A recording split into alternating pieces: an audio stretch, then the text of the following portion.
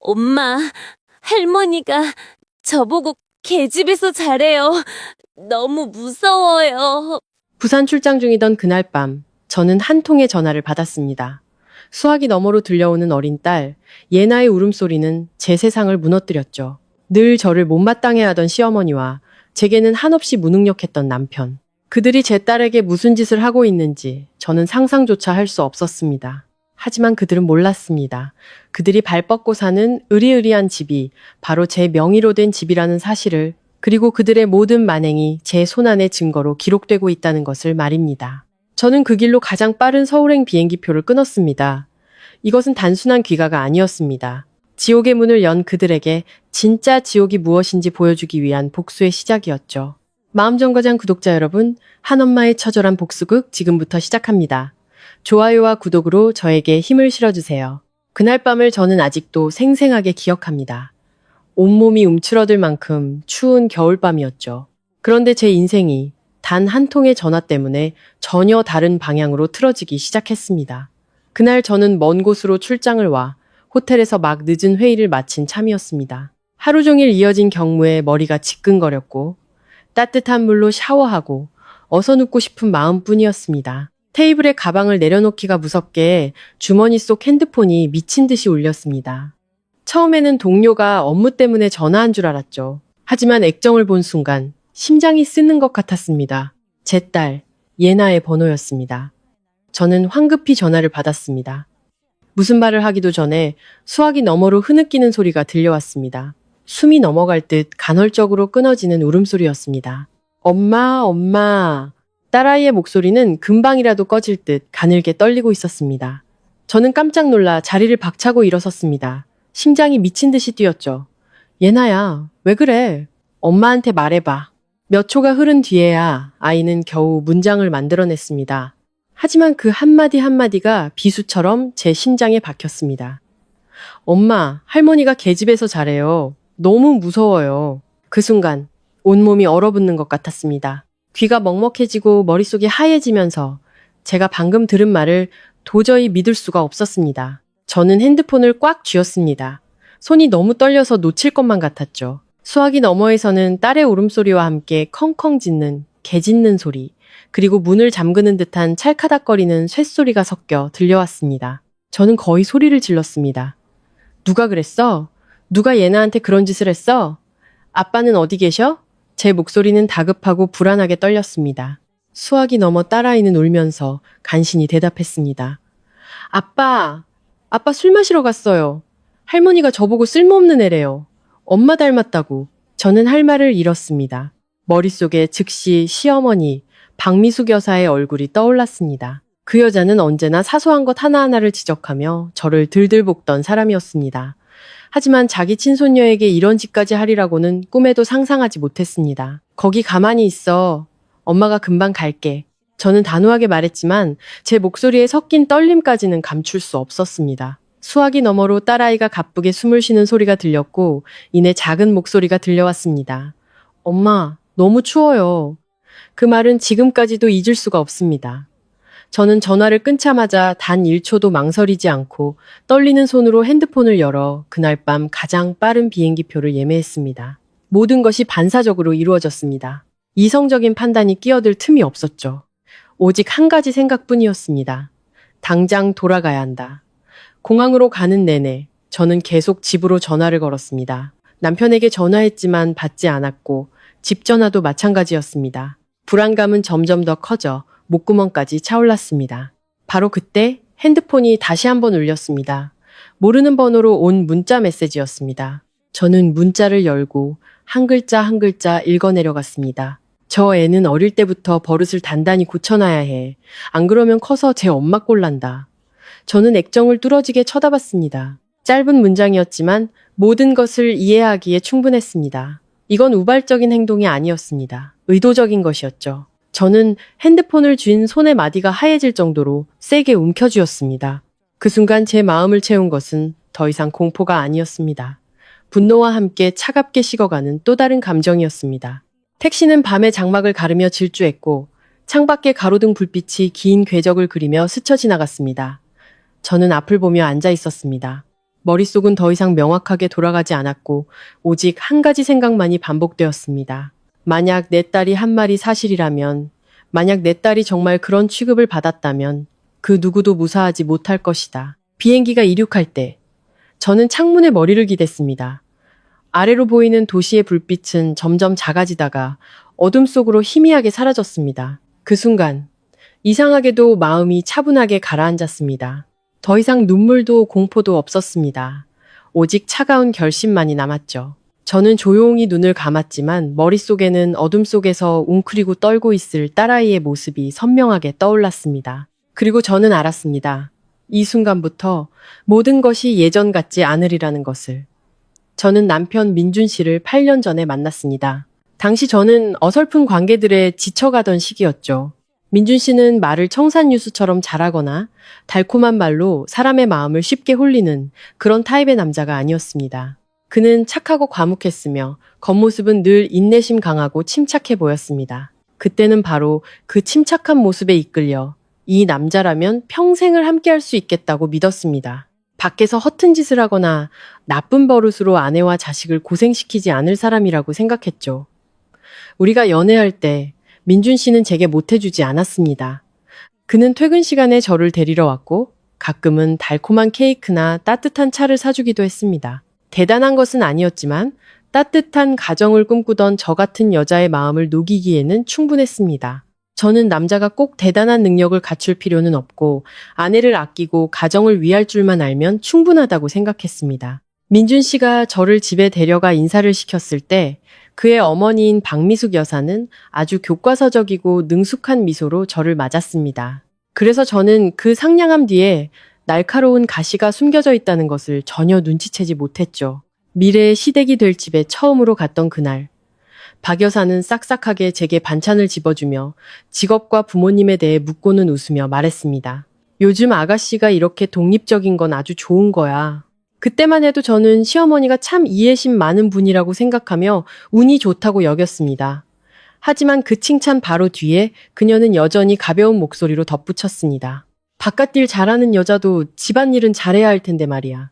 요즘 애들은 돈 좀 번다고 아나무인이라 집에 와서 남편 챙기고 애 돌볼 줄을 몰라. 식탁에 둘러앉은 모두가 웃으며 넘어갔고 저도 그저 따라 웃으며 어른들의 일반적인 잔소리려니 생각했습니다. 지금 와서 돌이켜보면 모든 징조는 처음부터 뚜렷하게 나타나 있었습니다.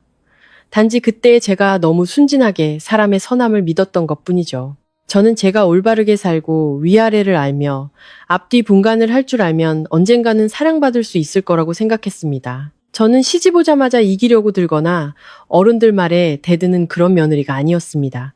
그저 시댁도 가족이니 내가 잘하면 모든 게 순탄할 것이라고 아주 단순하게 생각했습니다. 바로 그 생각이 훗날 제가 아주 비싼 대가를 치르게 만들었습니다. 결혼하고 나서야 저는 민준 씨의 성격을 더 명확하게 보게 되었습니다. 그는 확실히 착했지만 그 착함은 침착한 사람의 강인함이 아니라 아무것도 스스로 결정하지 못하는 남자의 우유부단함이었습니다. 집안의 크고 작은 일부터 민준 씨는 늘 어머니의 눈치를 살폈습니다. 새 가구를 사고 세탁기를 바꾸고 양가의 용돈을 얼마씩 보낼지, 주말에 어디를 갈지, 언제 고향에 내려갈지 모든 것이 그의 어머니 뜻을 거쳐야 했습니다. 몇 번은 제가 농담 삼아 물었습니다. 우리 집은 우리 부부가 사는 거예요? 아니면 당신이랑 어머님이 사는 거예요? 민준 씨는 그저 허허 웃으며 제가 너무 예민하다고 했습니다. 하지만 그 웃음은 몇 년 동안 계속되었습니다. 결국 그 집에서 저는 남편이 있었지만 마치 그들 모자 사이에 끼어든 이방인처럼 느껴질 때가 많았습니다. 신혼 초, 제 직업은 민준 씨보다 훨씬 안정적이었습니다. 저는 고정적인 수입과 회사에서 확실한 위치가 있었지만 민준 씨는 직장이 불안정했습니다. 이곳저곳 직장을 옮겨 다니며 환경이 맞지 않는다. 월급이 적다. 스트레스가 심하다고 불평했죠. 저는 남편을 탓하지 않았고 돈 문제로 그를 무시한 적도 없었습니다. 오히려 저는 남편이 부족한 부분을 채우기 위해 노력했습니다. 집안 지출부터 생활비, 경조사비까지 대부분 제가 감당했습니다. 하지만 문제는 제가 집안의 주 수입원이었음에도 불구하고 어떤 결정권도 가질 수 없었다는 점입니다. 제가 번 돈이었지만 어떻게 쓸지, 누구에게 얼마를 줄지, 박 여사는 모든 것을 알고 싶어 했고 간섭하고 결정하고 싶어 했습니다.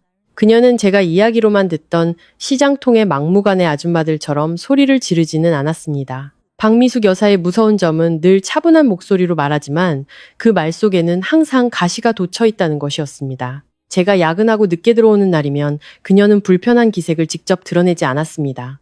그저 시계를 한번 쳐다보고는 혼잣말처럼 중얼거렸죠. 여자가 너무 늦게 다니면 남편이랑 자식이 고생이지. 제가 피곤해서 저녁 준비를 못한 날에도 그녀는 꾸짖지 않았습니다. 그저 한숨을 내쉬며 말했죠. 우리 때는 말이야. 아파서 열이 펄펄 끓어도 남편이랑 자식 밥은 다 챙겨 먹이고 나서야 누울 수 있었어. 지나가는 말처럼 들렸지만 자꾸 듣다 보니 알 수 있었습니다. 그것은 제가 돈을 벌어온다 해도 그녀의 눈에 비친 여성의 가장 큰 가치는 여전히 시댁에 봉사하는 것임을 일깨워주는 방식이었습니다. 한 번은 똑똑히 기억합니다. 그날은 회사에서 분기 마감이 있어서 평소보다 거의 2시간 늦게 퇴근했습니다. 집에 들어서자마자 거실에 앉아있는 박 여사가 보였습니다. 표정은 무뚝뚝했죠. 그녀는 제가 밥은 먹었는지 피곤하지는 않은지 묻지 않았습니다. 그녀는 단 한마디만 던졌습니다. 요즘 며느리들은 돈은 잘 버는데 아내 노릇, 엄마 노릇은 영 아니올시다야. 그 말을 마치고 그녀는 부엌으로 들어가 버렸습니다. 저는 문 앞에 얼어붙은 채 서 있었습니다. 마음 한구석이 서늘해졌지만 그저 실언이려니 스스로를 다독였습니다. 그날 민준 씨도 집에 있었습니다. 어머니의 말을 듣고는 그저 멋쩍게 웃으며 제게 말했죠. 엄마가 그냥 해본 소리야. 신경 쓰지 마. 그냥 해본 소리라는 그 말은 이후 그 집에서 일어나는 모든 과도한 일들을 막아주는 방패가 되었습니다. 시어머니가 비아냥거리면 그는 그냥 해본 소리라고 했습니다. 시어머니가 트집을 잡으면 그는 나이 들면 다들 좀 까다로워져 라고 했습니다. 시어머니가 부부 사이에 끼어들면 그는 여전히 그냥 당신이 좀 참아. 집안 시끄러워지는 것보다 낫잖아 라고 했습니다. 가끔 저는 스스로에게 묻곤 했습니다. 도대체 이 남자는 왜 결혼을 한 걸까? 아내를 향한 날 선발들 앞에서 최소한의 방패막이 되어줄 용기조차 없으면서 그러다 저는 예나를 임신했습니다. 그때 저는 어쩌면 손주가 생기면 모든 것이 달라질 거라고 생각했습니다. 저는 진심으로 바랐습니다. 아이의 등장이 박 여사의 마음을 부드럽게 만들고 민준 씨를 더 어른스럽게 만들고 이 집을 진정한 의미의 가정으로 만들어주기를. 저는 입덧으로 고생하면서도 출산 직전까지 일을 계속했고 한 푼이라도 더 모으기 위해 애썼습니다. 엄마가 된다는 설렘으로 아이를 위한 작은 물건들을 하나씩 사 모았죠. 딸을 임신했다는 사실을 알았을 때 솔직히 저는 기쁘고 애틋한 마음뿐이었습니다. 제게는 아들이든 딸이든 상관없이 건강하게만 태어나주면 그만이었습니다. 하지만 태아의 성별을 알게 된 순간부터 박 여사의 얼굴에 스쳐 지나가는 실망의 기색을 보았습니다. 그녀는 그 자리에서 바로 말하지는 않았습니다. 그저 몇 초간 침묵하더니 말했죠. 뭐 첫째니까 아들이든 딸이든 괜찮겠지. 평범하게 들릴 수 있는 말이었지만 그녀가 첫째라는 단어에 힘을 주어 말하는 방식에서 저는 깨달았습니다. 그녀의 마음속에는 여전히 손자를 기다리고 있다는 것을. 민준 씨는 옆에 앉아 그저 웃기만 했습니다. 기쁜 것도 슬픈 것도 아닌 애매한 표정이었죠. 바로 그 어중간한 태도가 저를 더 화나게 만들었습니다. 마치 아이의 성별이 자연의 섭리가 아니라 제가 뭔가 부족하게 해낸 일인 것처럼 느껴졌습니다. 예나를 낳은 후 저는 가정을 꾸리는데 더욱 힘을 쏟았습니다. 아이가 냉담한 분위기 속에서 자라는 것이 두려워 집안 분위기를 최대한 평범하게 유지하려고 애썼습니다. 저는 출근했다가 퇴근하면 아이를 돌보고 밥을 하고 약과 기저귀, 분유를 챙겼습니다. 잠이 부족해 눈 미칠 듯 해도 불평 한마디 하지 않았죠. 저는 오직 제 딸이 평범한 아이처럼 할머니, 할아버지의 사랑을 받고 아빠의 관심을 받으며 올바르고 따뜻한 환경에서 자라기를 바랐습니다. 하지만 모든 것은 제 생각대로 되지 않았습니다. 박 여사는 시누이의 아들, 즉 조카는 대놓고 예뻐했습니다. 그 아이가 뭘 하든 칭찬했고 맛있는 게 있으면 항상 그 아이 몫으로 남겨두었습니다. 명절이나 생일에도 정성껏 챙겼죠. 하지만 제 딸 예나에게는 늘 무심했습니다. 마치 있으나마나 한 손녀인 것처럼요. 한 번은 제가 딸에게 새 원피스를 사주었습니다. 그녀는 그걸 보더니 무심하게 한마디 툭 던졌습니다. 딸 자식은 애지중지 키워봤자 시집 가면 그만인데 뭐하러 돈을 쓰냐? 저는 그 말을 듣고 얼어붙었습니다. 저는 애써 차분한 목소리를 유지하며 되물었습니다. 어머님, 그게 무슨 말씀이세요? 그녀는 태연하게 대답했습니다. 사실을 말한 거지 뭐. 어느 집이든 아들한테 기대는 거 아니겠어. 저는 반박했습니다. 막말을 하지는 않았지만 분명하게 말했습니다. 아이 앞에서는 제발 아들, 딸 차별하는 말씀은 삼가주세요. 그러자 민준 씨가 황급히 저를 밖으로 끌어내며 목소리를 낮춰 말했습니다. 당신 왜 그래? 엄마가 그냥 해본 소리야. 신경 쓰지 마. 또 그 말이었습니다. 그때는 저도 참고 넘어갔습니다. 어쩌면 이건 세대 차이일 뿐이고 시골 어르신들 중에는 여전히 낡은 생각을 가진 분들이 많다고 스스로를 위로했습니다. 제가 조금 더 부드럽게, 조금 더 인내심을 가지면 모든 것이 괜찮아질 거라고 생각했습니다.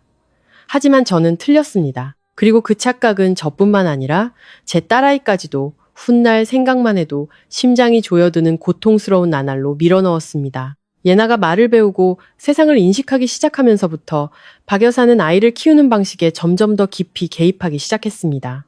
처음에는 아주 사소한 것들이었습니다. 너무 사소해서 다른 사람에게 말하면 제가 너무 예민하다고 할 정도였죠. 그녀는 아이의 식사 시간, 잠자는 시간, 공부 시간을 숨막힐 정도로 엄격하게 정했습니다. 5살이 갓 넘은 예나는 정해진 시간에 식탁에 앉아 허리를 꼿꼿이 펴고 다리를 가지런히 모아야 했습니다. 밥을 먹으면서 말을 해서도 안 됐고 밥알 한 톨이라도 흘려서는 안 됐습니다. 아이가 조금이라도 꾸물거리거나 멍하니 있으면 그녀는 얼굴을 굳히고 차가운 목소리로 말했습니다. 밥 한 끼도 제대로 못 먹어서 나중에 뭐가 되려고 그래? 처음에는 저도 어른들이 좀 엄격한 것이 꼭 나쁜 것만은 아니라고 생각했습니다. 하지만 그 엄격함은 점차 본색을 드러냈습니다. 그것은 더 이상 교육이 아니라 트집 잡고 지적하며 아이를 항상 불안한 상태로 몰아넣는 것이었습니다. 예나가 밥을 천천히 먹으면 꾸짖었고 글씨를 예쁘게 쓰지 못하면 공책을 집어들고 비난했습니다. 한 번은 아이가 물을 마시다가 실수로 책상에 물을 조금 쏟았을 뿐인데 그녀는 소리쳤습니다. 손발이 왜 그 모양이야? 꼭 제 엄마를 닮아서 칠칠 맞기는. 저는 부엌에서 그 말을 듣고 가슴이 철렁했습니다. 하지만 제가 나설 때마다 민준 씨는 저를 말리며 작게 속삭였습니다. 애들은 어릴 때부터 바로잡아야 해. 엄마가 좀 엄격해서 그렇지 다른 뜻은 없어. 다른 뜻이 없다고? 그 말은 너무 많이 들어서 이제는 남편이 입만 열어도 무슨 말을 할지 짐작할 수 있을 정도였습니다. 어머니가 애를 혼내는 건 다른 뜻이 없어서다. 어머니가 나한테 막말하는 것도 다른 뜻이 없어서다. 마치 이 집에서는 제가 유독 예민한 사람이고 모든 날 선 말들은 지극히 평범한 일인 것처럼 여겨졌습니다. 어느 날 오후였습니다. 똑똑히 기억합니다. 그날은 회사에 급한 회의가 잡혀 평소보다 거의 1시간 늦게 퇴근했습니다. 문을 열고 들어서자마자 집안 분위기가 이상하다는 것을 느꼈습니다. 텔레비전 소리도 평소처럼 들려오던 박 여사의 말소리도 들리지 않았습니다. 저는 서둘러 거실로 들어갔고 벽을 보고 서 있는 예나를 발견했습니다. 아이의 작은 어깨는 움츠러들어 있었고 몸은 가늘게 떨리고 있었습니다. 저는 몇 초간 얼어붙었다가 황급히 달려갔습니다. 예나야, 왜 그러고 있어?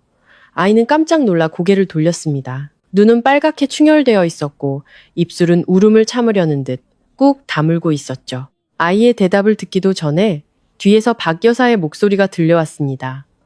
버릇없이 굴었으니 벌을 받아야지. 저는 돌아서서 애써 침착함을 유지했습니다. 아이가 뭘 어쨌기에 이렇게 세워두신 거예요? 그녀는 태연하게 소파에 앉아 차를 한 모금 마시더니 대답했습니다. 내가 이 수학 문제 어떻게 푸는지 물었더니 감히 모르겠다고 대답하더구나. 어른이 가르치는데 모르겠다고 말대꾸를 해? 이게 무례한 게 아니면 뭐냐? 저는 딸을 쳐다봤습니다. 예나는 그때서야 작은 목소리로 떨며 말했습니다. 저는 그냥 문제를 모르겠다고 했을 뿐이에요. 아이의 목소리는 너무 작아서 바람만 불어도 날아갈 것 같았습니다. 저는 그 말을 듣고 목이 메었습니다. 아이의 어깨를 감싸 안고 벌을 세운 곳에서 데리고 나오려 하자 박 여사가 손으로 테이블을 세게 내리쳤습니다. 거기 그대로 세워둬. 애 키울 땐 마음 약해지면 안 돼. 너는 맨날 일하러 나가면서 뭘 안다고 끼어들어. 저는 고개를 들어 그녀를 쳐다봤습니다. 분노와 서러움이 동시에 치밀어 올랐습니다. 아직 어린애잖아요. 어머님. 문제를 모르면 설명해 주시면 되지. 어떻게 벽만 보고 서 있으라고 하세요. 그녀는 비웃었습니다. 사람의 등골을 오싹하게 만드는 그런 비웃음이었죠. 그러니까 네가 애를 제대로 못 키우는 거야. 애들은 꽉 잡지 않으면 머리 꼭대기까지 기어오른다고. 이 집에 내가 살아있는 한 내 방식대로 손녀를 가르칠 거다. 그때 민준 씨는 소파에 앉아 처음부터 끝까지 침묵하고 있었습니다. 그는 모든 것을 보고 들었습니다. 딸이 얼마나 떨고 있는지도 똑똑히 봤지만 단 한마디도 거들지 않았습니다. 저는 남편을 쳐다보며 최소한의 공정한 한마디라도 기대했지만 민준 씨는 한숨을 쉬며 작게 말할 뿐이었습니다. 여보, 그냥 둬. 엄마가 애 가르치는 거잖아. 일 크게 만들면 피곤해져. 바로 그 순간 제 마음은 차갑게 식어버렸습니다. 저는 더 이상 박 여사에게만 화가 나지 않았습니다.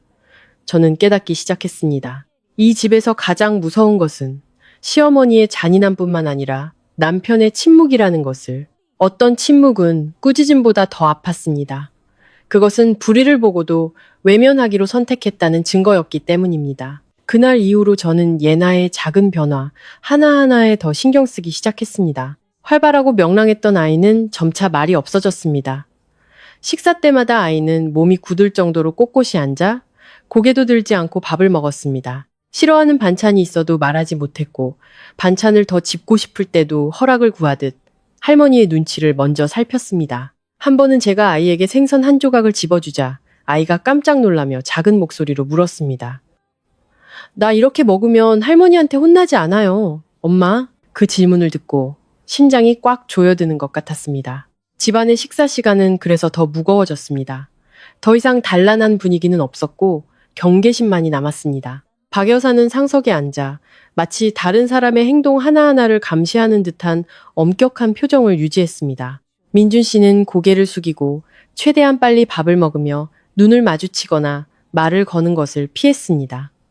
저는 아이를 바라보며 매일 커져가는 불안감을 느꼈습니다. 여러 번 남편에게 분가를 제안했습니다. 소란을 피우지는 않았고 그저 아이가 아직 어리니 이런 분위기에서 사는 것은 좋지 않다고 조용히 말했습니다. 하지만 민준 씨는 번번이 미뤘습니다. 재정적으로 여유가 없다고 하거나 지금 나가면 어머니가 서운해하실 거라고 했습니다. 때로는 짜증을 내며 말했죠. 제발 엄마를 나쁘게만 보지 좀 마. 그때 제 마음속의 감정을 뭐라고 불러야 할지 몰랐습니다. 두려움이라고 하기에는 부족했고 어떤 결론을 내리기에도 명확하지 않았습니다. 단지 뭔가 잘못되었다고 느꼈습니다. 그 엄격함이 정상적이지 않다고 제 딸이 자기 집에서 점점 더 작아지고 있다고 느꼈습니다. 하지만 솔직히 말해 그때까지만 해도 저는 그 징후들 뒤에 훨씬 더 깊고 잔인한 것이 숨어 있을 거라고는 상상조차 하지 못했습니다. 모든 것이 걷잡을 수 없이 무너지기 시작한 것은 제가 긴 출장을 떠난 후였습니다. 그날은 회사에 급한 프로젝트가 생겨 저는 다른 지방에서 거의 일주일을 머물러야 했습니다. 아침부터 저녁까지 일정이 빽빽해서 숨 돌릴 틈도 없었죠. 떠나기 전에 저는 민준 씨에게 아이를 잘 돌봐달라고 신신당부했습니다. 예나는 원래 소심한 아이라 집안 분위기가 조금만 무거워져도 풀이 죽는 아이였기 때문입니다. 민준 씨는 그때 고개를 끄덕이며 아주 확신에 찬 목소리로 말했습니다. 걱정 말고 일해.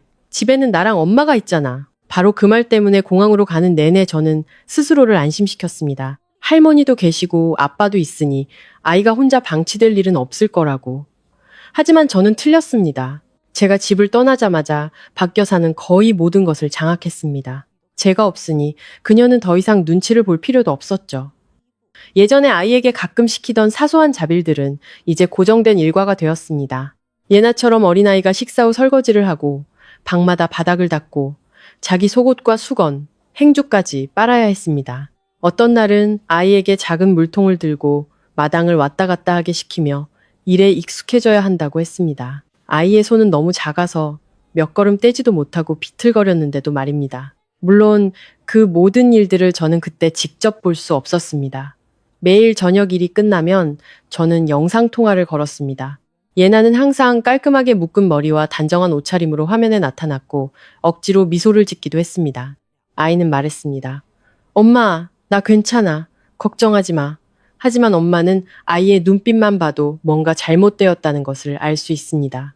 아이의 눈빛은 예전처럼 자연스럽지 않았습니다. 계속해서 옆을 힐끔거렸는데 마치 옆에 누가 서 있는 것을 두려워하는 것 같았죠. 한 번은 제가 물었습니다. 오늘 뭐 했어? 예나가 대답하기도 전에 뒤에서 박 여사의 목소리가 들려왔습니다. 집에서 아주 착하게 있었어. 할머니 도와서 마당도 쓸고. 저는 그 말을 듣고 가슴이 철렁해서 다시 물었습니다. 아직 어린데 너무 많이 시키지 마세요, 어머님. 그녀는 비웃었습니다. 요즘 애들은 너무 편하게 커서 문제야. 어릴 때부터 일을 배워야 사람 구실을 하지. 그 통화가 끝난 후 저는 민준 씨에게 물었습니다. 그는 그저 무심하게 대답했죠. 애들은 훈련시켜야 해. 엄마가 그러는 것도 다 잘 되라고 그러는 거지. 또 그 목소리, 그 말투였습니다. 마치 이 집에서 일어나는 모든 과도한 일들은 훈련이라는 두 글자만 더 씌우면 즉시 합리적인 일이 되는 것처럼. 저는 화가 났지만 멀리 떨어져 있고 일도 아직 끝나지 않았기 때문에 몇 마디 더 당부하고 전화를 끊을 수밖에 없었습니다. 그때부터 제 마음속에는 작지만 날카로운 가시가 박혔습니다. 건드리기만 해도 아픈 그런 가시였죠. 출장 넷째 날, 제가 호텔 로비로 내려가고 있을 때 동네 슈퍼마켓 아주머니에게서 전화가 걸려왔습니다. 그분은 오래 알고 지낸 사이로 친하지는 않지만 서로 호의적인 관계였습니다. 가끔 제가 부탁하면 사소한 일들을 도와주시곤 했죠. 아주머니는 한참을 망설이다가 말했습니다. 저기, 내가 남의 집안일에 끼어들기는 좀 그런데 요즘 예나가 많이 혼나는 것 같아서. 한 번은 내가 배달 갔다가 우연히 봤는데 할머니가 소리를 꽥꽥 지르더라고. 애는 마당에 웅크리고 서 있는데 너무 불쌍해 보였어. 저는 핸드폰을 든 채 온몸에 열이 확 오르는 것을 느꼈습니다. 저는 아주머니에게 무슨 일이냐고 다그쳐 물었지만 그녀는 한마디만 덧붙였습니다. 아무래도 예나를 좀 더 신경 써야 할 것 같아. 애가 요즘 부쩍 겁을 많이 먹었어. 그 전화를 받고 저는 호텔 로비 한가운데에 한참 동안 멍하니 서 있었습니다. 저는 즉시 민준 씨에게 전화를 걸었습니다. 더 이상 차분한 목소리를 유지할 수 없었죠. 당신 집에서 도대체 어떻게 하길래 동네 사람이 나한테 전화해서 애 좀 신경 쓰라고 말을 해? 민준 씨는 그 말을 듣고 오히려 짜증을 냈습니다. 일하러 갔으면 일이나 잘해. 남 말 몇 마디 듣고 사람 잡지 말고. 엄마가 좀 엄격한 것도 다 손녀 잘 되라고 그러는 거잖아. 저는 이를 악물고 되물었습니다. 잘 되라고 하는 게 애를 그렇게 겁에 질리게 만드는 거야? 민준 씨는 한숨을 쉬며 짜증 섞인 목소리로 말했습니다. 당신은 항상 일을 크게 만들어. 애가 몇 번 혼났다고 그렇게 난리를 치면 애가 어떻게 제대로 크겠어? 그날 밤 저는 거의 잠을 이루지 못했습니다. 머릿속에는 화면 앞에서 고개를 숙인 채 입으로는 괜찮다고 말하지만 눈빛은 저를 피하던 예나의 모습이 계속 맴돌았습니다. 저는 아이 곁에 있어주지 못한 제 자신을 탓했고 남편의 무심함에 더욱 화가 났습니다. 언제부터 아빠라는 사람이 딸이 억지로 일을 하고 꾸지람을 듣는 것을 그렇게 당연하게 여기게 된 걸까? 하지만 아무리 화가 나도 일이 끝날 때까지 기다려야 했습니다. 저는 하루빨리 집에 돌아갈 날만 손꼽아 기다렸습니다. 그리고 마침내 제가 돌아오던 날 오후 모든 것이 제 뺨을 후려치는 듯한 현실로 다가왔습니다. 그날 저는 미리 연락하지 않았습니다. 아이를 놀라게 해주고 싶어서 일찍 돌아갈 생각이었죠. 집문은 살짝 열려 있었고 안은 쥐 죽은 듯이 조용했습니다. 저는 서둘러 거실로 들어갔다가 그 자리에 얼어붙었습니다. 예나가 부엌 문 근처 구석 바닥에 웅크리고 누워 있었습니다. 베개도 이불도 없이 아이는 작은 고양이처럼 몸을 둥글게 말고 차가운 타일 바닥에 뺨을 대고 있었습니다. 그날은 갑자기 날씨가 추워져서 어른들도 겉옷을 걸쳐야 했는데 아이는 그런 바닥에서 자고 있었습니다. 저는 달려가 무릎을 꿇고 아이를 안아 일으켰습니다. 아이의 몸은 얼음장처럼 차가웠습니다. 눈을 겨우 뜨고 저를 본 아이는 깜짝 놀라더니 제 목을 와락 껴안고 아무 말도 하지 못했습니다. 제가 휙 돌아보자 부엌에서 박 여사가 걸어 나왔습니다. 그녀의 얼굴에는 조금의 미안함도 없었습니다. 저는 목이 메어 물었습니다. 왜 애가 바닥에서 자고 있어요? 그녀는 마치 아무렇지도 않은 일이라는 듯 태연하게 대답했습니다. 국냄비를 엎질러서 정신 차리라고 하룻밤 거기서 재우는 거야. 저는 제 귀를 의심했습니다. 뭐라고요? 아직 어린애예요. 박 여사는 입꼬리를 비틀어 올렸습니다. 어린애일수록 더 가르쳐야지. 어릴 때 버릇 못 고치면 커서 버리는 수밖에 없어. 제 안의 분노가 맹렬하게 타올랐습니다. 저는 아이를 안고 일어서며 분노로 떨리는 목소리로 말했습니다. 어머님은 손녀를 어떻게 가르치시길래 이렇게 차가운 타일 바닥에 눕혀두세요? 애가 아프기라도 하면 어떡해요? 그녀는 여전히 태연했습니다. 목소리는 얼음처럼 차가웠죠. 그깟 딜로 죽기라도 하겠어? 바로 그때 민준 씨가 밖에서 들어왔습니다. 저는 최소한 그가 아이를 보고 충격이라도 받을 줄 알았습니다. 하지만 아니었습니다. 제 목소리가 커지는 것을 듣자마자 그는 얼굴을 굳히고 제 팔을 잡아 현관 밖으로 끌어냈습니다. 목소리는 낮았지만 분노로 가득 차 있었죠. 일 크게 만들지 마. 엄마가 싫어하셔. 저는 남편을 쳐다봤습니다. 그때 저는 정말로 절망감을 느꼈습니다. 자기 아이가 차가운 바닥에 누워 있는데 그가 신경 쓰는 것은 어머니가 시끄러운 것을 싫어한다는 사실이었습니다. 저는 아주 작게, 하지만 목구멍에서 쥐어짜내는 듯한 목소리로 물었습니다. 그럼 예나는? 우리 딸은 괜찮아? 민준 씨는 몇 초간 침묵하더니 말했습니다. 그냥 당신이 좀 참아. 그래야 집안이 조용하지. 바로 그 말이 저에게 고통스러운 사실 하나를 깨닫게 했습니다. 이 집에서 제 목소리는 아무런 가치도 없다는 것을, 제가 예나의 엄마이고 아이를 키우고 사랑하고 아끼는 사람이라 해도 박 여사와 관련된 일이라면 모든 것이 참고 넘어가야 할 사소한 일이 되어버렸습니다. 그때 저는 무력감을 느꼈습니다. 제 가족 안에서조차 이방인이 된 기분이었죠. 하지만 저는 그때까지만 해도 몰랐습니다. 그 모든 일들은 앞으로 닥쳐올 훨씬 더 잔인한 일에 서막에 불과했다는 것을.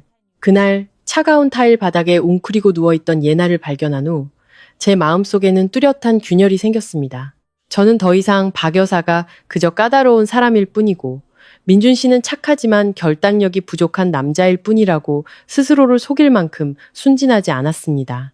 어떤 일이 한 번만 일어났다면 순간적인 화를 참지 못한 것이라고 할 수 있습니다. 하지만 그것이 반복되고 아이가 자기 집에서 점점 더 두려움에 떨게 된다면 그것은 더 이상 교육이 아니라 독재적인 억압에 불과합니다. 저는 더 주의 깊게 살피기 시작했고 그러면 그럴수록 박 여사가 예나의 식사와 공부뿐만 아니라 아이 자체를 자기 뜻대로 바꾸려 한다는 것을 알게 되었습니다. 그녀는 제가 아이를 키우는 방식을 싫어했고 예나가 엄마를 따르는 것을 싫어했으며 제가 직장에 다니고 돈을 벌고 목소리를 내면서도 아이와 관련된 모든 것을 스스로 결정하려는 것을 더욱 싫어했습니다. 그녀의 눈에 아이는 시댁에 속해야 하고 할머니 말을 들어야 하며 그녀가 정해놓은 틀에 맞춰 자라야 했습니다. 저는 그저 돈 좀 번다고 기고만장해져서 자기가 권력이라도 쥔 줄 아는 뻔뻔한 여자일 뿐이었습니다.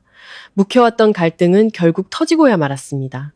평일 저녁이었습니다. 제가 예나를 학원에서 데리고 막 집에 돌아왔을 때 박 여사가 거실에 앉아 있었습니다.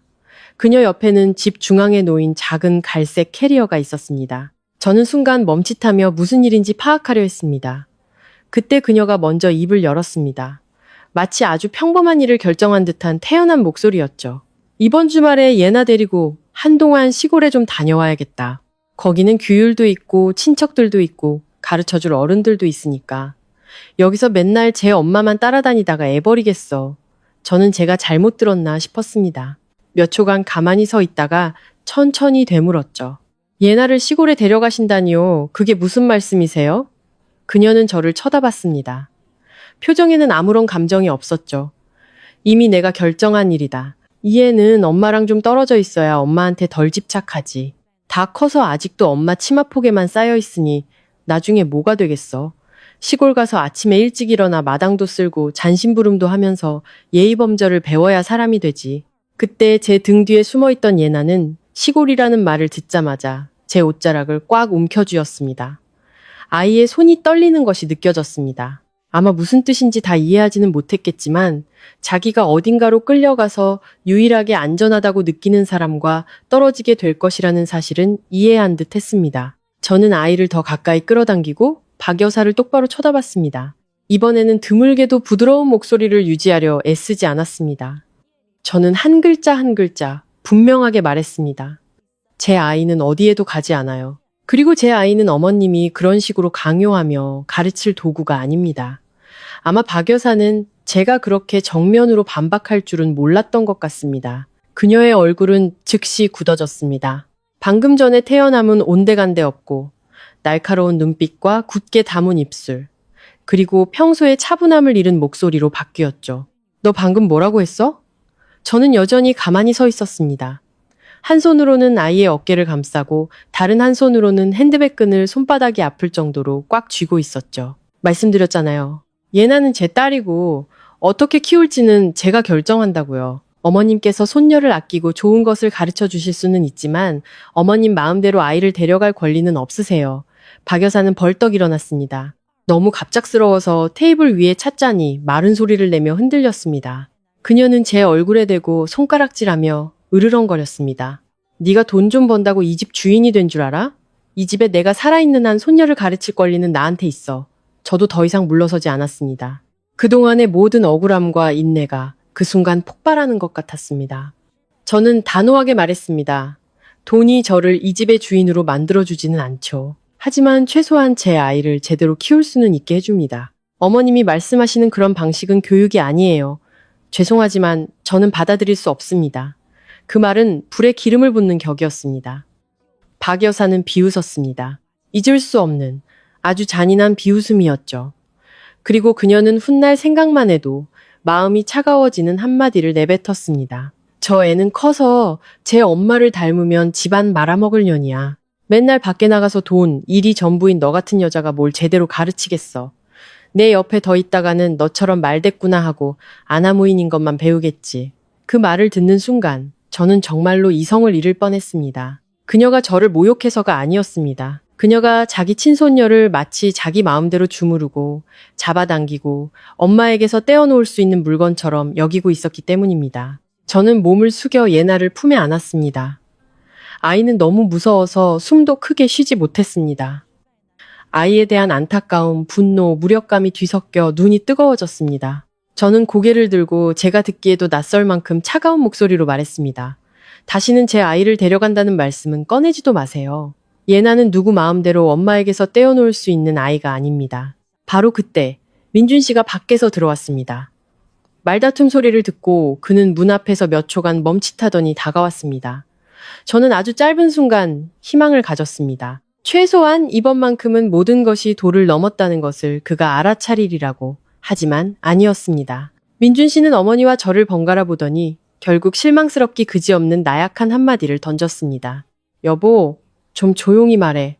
그뿐이었습니다. 자초지종을 묻지도 않고 아내가 왜 목소리를 높이는지 관심도 없고 엄마에게 꽉 매달린 딸의 창백한 얼굴도 보지 않았습니다. 자기 친딸과 직접적으로 관련된 싸움에서 그가 선택한 것은 여전히 제게 조용히 말하라는 것이었습니다.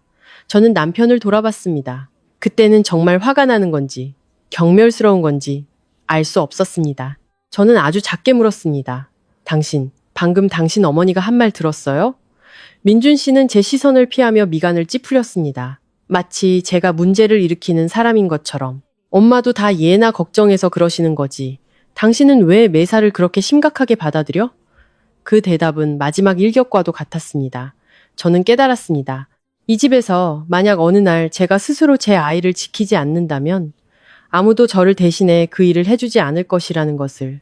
그날 밤 예나를 방에 재우고 나서 저는 아이 침대 옆에 오랫동안 앉아 있었습니다. 아이는 옆으로 누워 마치 놓치면 엄마가 사라지기라도 할 것처럼 제 옷자락을 꼭 쥐고 있었습니다. 저는 아이의 머리를 쓰다듬으며 가벼운 숨소리를 듣는 동안 마음이 복잡하게 얽혔습니다.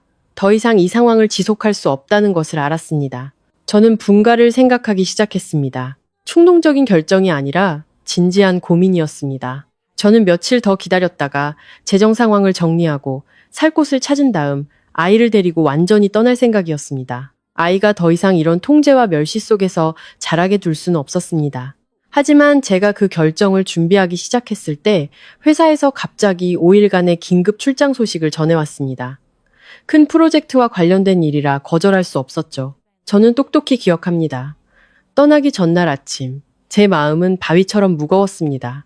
그럼에도 불구하고 저는 아이 앞에서 평소처럼 행동하려고 애썼습니다.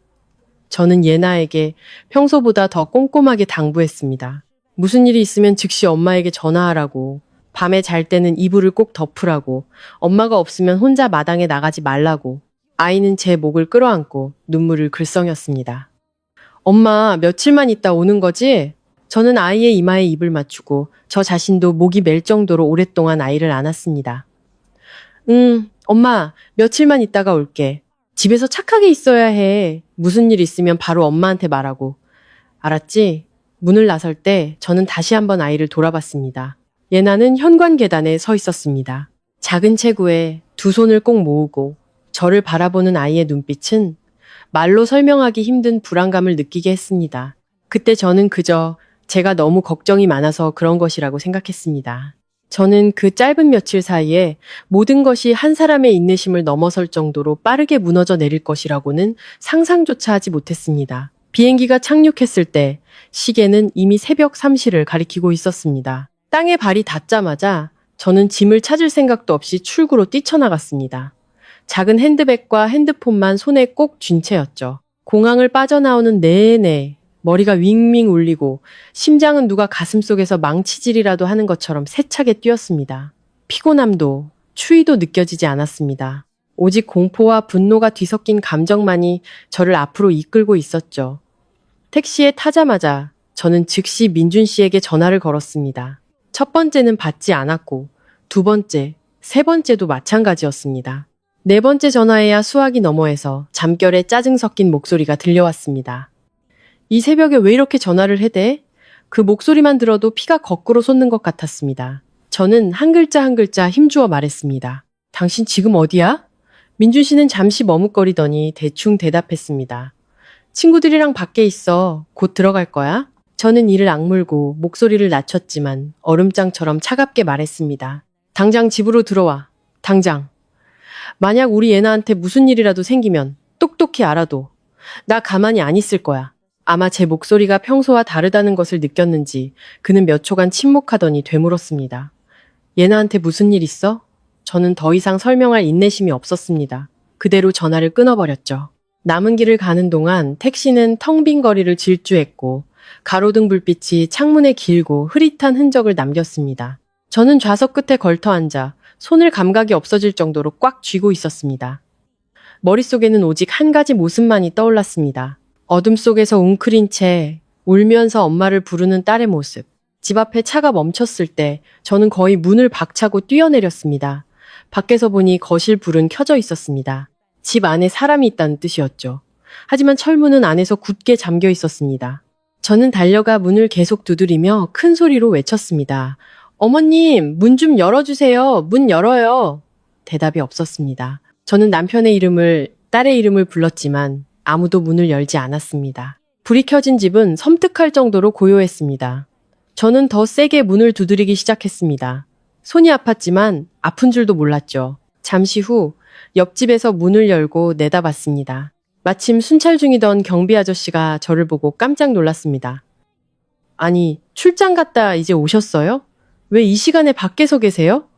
저는 거의 말이 나오지 않았습니다. 아저씨, 좀 도와주세요.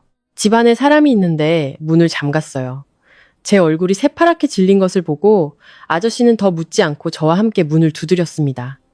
여전히 아무도 열지 않았죠. 결국 아저씨는 근처에 사는 다른 사람을 불러 도움을 요청했습니다. 몇 분이 더 지나서야 집안에서 슬리퍼를 끄는 소리가 들렸습니다. 문이 살짝 열리고 박 여사가 서 있었습니다. 머리는 단정했고 얼굴은 조금의 놀람이나 당황도 없이 차가웠습니다. 그녀는 저를 위아래로 훑어보더니 미간을 찌푸렸습니다. 이 시간에 뭐하러 왔어?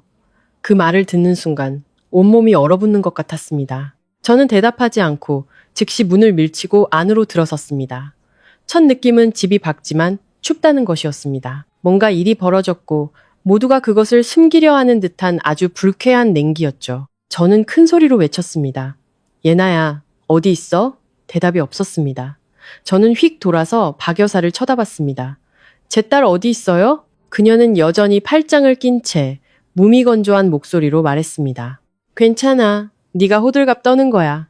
바로 그 태연한 모습이 저를 더 공포에 떨게 했습니다. 저는 더 이상 기다리지 않고 뒷마당으로 달려갔습니다.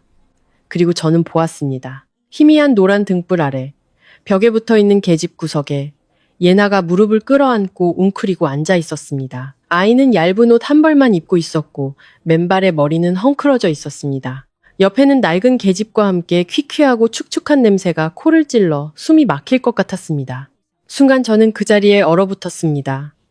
믿을 수 없어서가 아니라 그 광경이 너무 잔인해서 뇌가 받아들이지 못하는 것 같았죠. 저는 달려가 무릎을 꿇고 아이를 와락 껴안았습니다. 아이의 몸은 얼음장처럼 차갑고 부들부들 떨리고 있었습니다. 저를 보자마자 아이는 참았던 울음을 터뜨렸습니다. 엄마, 엄마. 저는 아이를 품에 끌어안고 얼굴을 제 가슴에 묻었습니다. 떨리는 손으로 아이의 등을 쓰다듬었죠. 엄마 여기 있어. 여기 있잖아. 하지만 제 목소리마저 갈라져 나왔습니다. 예나는 흐느끼며 간신히 말했습니다. 할머니가 말 안 들으면 걔랑같이 자야 된댔어. 울면 더 오래 가둘 거라고. 저는 아이를 안고 벌떡 일어섰습니다. 휙 돌아보니 박 여사는 여전히 뒷마당 현관에 팔짱을 낀 채 얼음장 같은 표정으로 서 있었습니다. 저는 그녀를 똑바로 쳐다보며 분노로 온몸을 떨었습니다. 지금 뭐 하시는 거예요? 예나는 사람이지 짐승이 아니에요. 그녀는 비웃었습니다. 보면 볼수록 악랄하게 느껴지는 그런 비웃음이었죠. 분수를 알게 가르치는 거다. 어릴 때 안 가르치면 커서 제 엄마처럼 막 나가니까. 저는 제가 잘못 들었나 싶었습니다. 저는 한 걸음 다가가 아이를 더 꽉 껴안았습니다. 제정신이세요? 애가 이제 겨우 몇 살인데. 그녀는 잘못했다고 느끼기는커녕 눈썹을 치켜떴습니다.